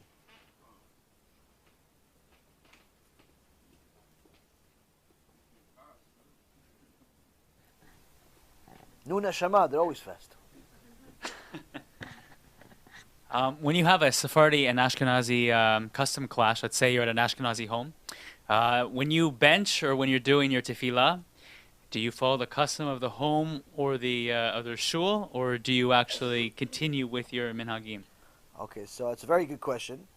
So if a person is there's two aspects to the question. If a person marries, if he's Sfaradi and she's Ashkenazi, if a man marries a woman, the custom of, and there are two opposites. Let's say she's the Sfaradi Ashkenazi, the customs of the house become the husband's. Meaning, if the husband is Sfaradi, even though the wife grew up being Ashkenazi, she now has to keep the customs of her husband. If vice versa, meaning if he's Ashkenazi and she's Sfaradi, she has to start keeping Ashkenazi customs. But that's in marriage.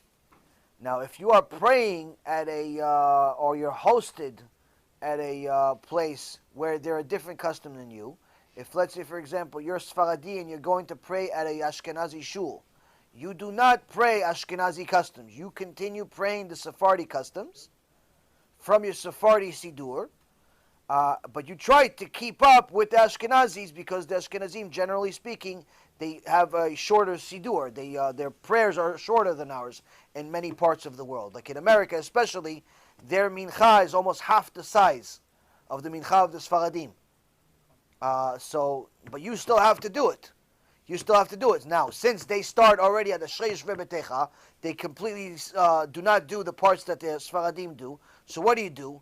Because the key of praying with the minyan is to say the Amidah at the same time. So if you start at the beginning of your prayer as Sfaradi, and they're starting already almost at the Amidah almost, at Ashreish Rebetecha, you're never going to catch up. So what do? You start exactly where they are. You start at Ashreish Rebetecha, exactly where they are. You do the Amidah with them.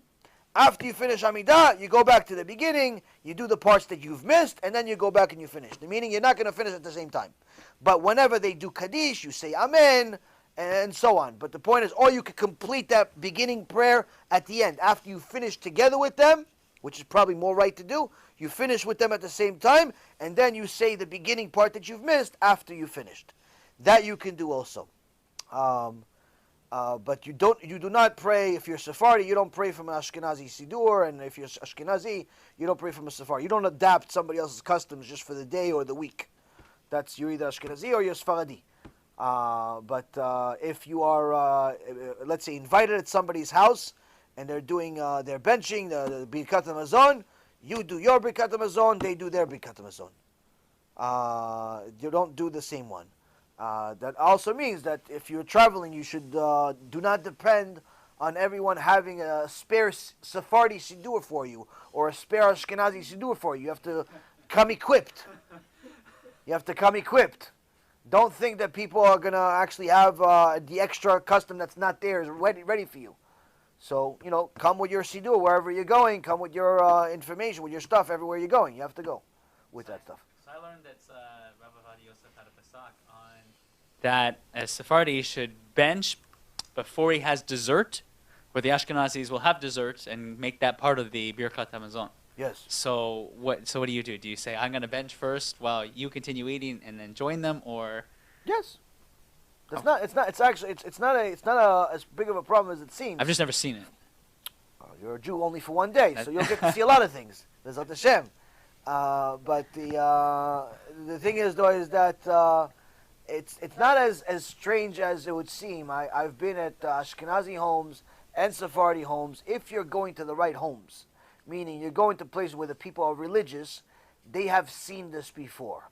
If they're not religious, then you are pretty much their rabbi, because you're the only religious guy there. So if you go to religious people's houses, you're going to see that they have, they know that you have a different custom on certain things. They know that, for example, the Birkat HaMazon is very different. They know that, like you said, the dessert is a separate part of our meal, whereas for them it's the same part of the meal, or the whole issue of how you treat fish, with borer, different things. So they know, and they won't look at you funny. I even have times that I've been at people's houses, and they told me, I'm going to do Birkat HaMazon, and they have a custom of doing it for everybody. They said, do you want to read Birkat HaMazon on your own? You want me to give you something, or do you want to just be included in mine? Be included in mine. Because that's the Gemara. The Gemara says that in reality, the way Birkat HaMazon is supposed to be is that one person prays for everybody and everybody else answers. But it's no longer a very common custom anymore, where the Sephardi or Ashkenazi, both usually people pray for themselves. And the reason why, some still pray for everybody, but the reason why is because the Gemara says, Rabbi Yehuda says in the Gemara and Masechet Brachot, that it's the prayer, the guy that's praying for everybody else is supposed to be a person that's very generous. Why? Because in Birkat HaMazon you're asking for all the blessings. If you're asking for all the blessings just for yourself, then I'm not benefiting out of you praying for me. But if the guy's very generous and he doesn't care that, and he actually wants me to succeed also, meaning when he's asking for the blessings, he's asking for everybody to be blessed. He doesn't have one of these evil eyes where he gets hurt when he sees you build a new house, then it's okay for him to bless. And he said that the generational deterioration of the generations has gotten to the point where it's very hard to find people with a good eye to pray for you. Custom in my house, by the way, just so you know, I pray, I do the Birkat HaMazon for my family, and when we have guests, Baruch Hashem, I don't have that problem having an evil eye, but aside from that, it's the custom in our house. But if I go to your house, and you want to do the Birkat HaMazon, no problem, I'll do my own Birkat HaMazon also. Don't get offended. Why? I know I'm going to be generous to myself. I don't know if you're going to be generous to me like I'm going to be generous to you. So that's the thing. But there's nothing to be offended about. This is, everybody is going to connect to HaKadosh Baruch Hu in the same way, but in their own unique way at the same time. It's not a different religion. It's not even a different custom. It's in essence certain things that you can customize, if you will, to yourself, because there is that leeway within the law. But it's not, anyone that's religious is not going to be offended by any of that stuff, by your own uniqueness at all. Beseder, Bezat Hashem, we'll have Bezat Hashem next week. I'll see you guys again. Anyone that has personal issues, things like that we want to talk privately, we'll talk about it after the camera's off. But aside from that, thank you for learning from me. It ended much better than it started. Ashrechem v'ashrechem kechem. May Hashem bless each and every one of you that's watching it here, that's online, that's actually going to share this lecture to help the world also do tshuva and not leave us as the only ones that are trying to do it. Don't be selfish. Share, donate, go on the website, do a lot of things that you're supposed to do, and not just watch this like a movie. Take action on this. This is a huge opportunity for Klal Yisrael. Before Mashiach comes, Hashem has a lot of mercy on us. He gives us a lot of opportunities, but at some point we run out of time. So take advantage of it. Do as much kiruv as you can. Do as much good as you can to help the world do tshuva. And Bezat Hashem, that will also help you do tshuva as well. Baruch Adonai Le'olam. Amen ve'amen.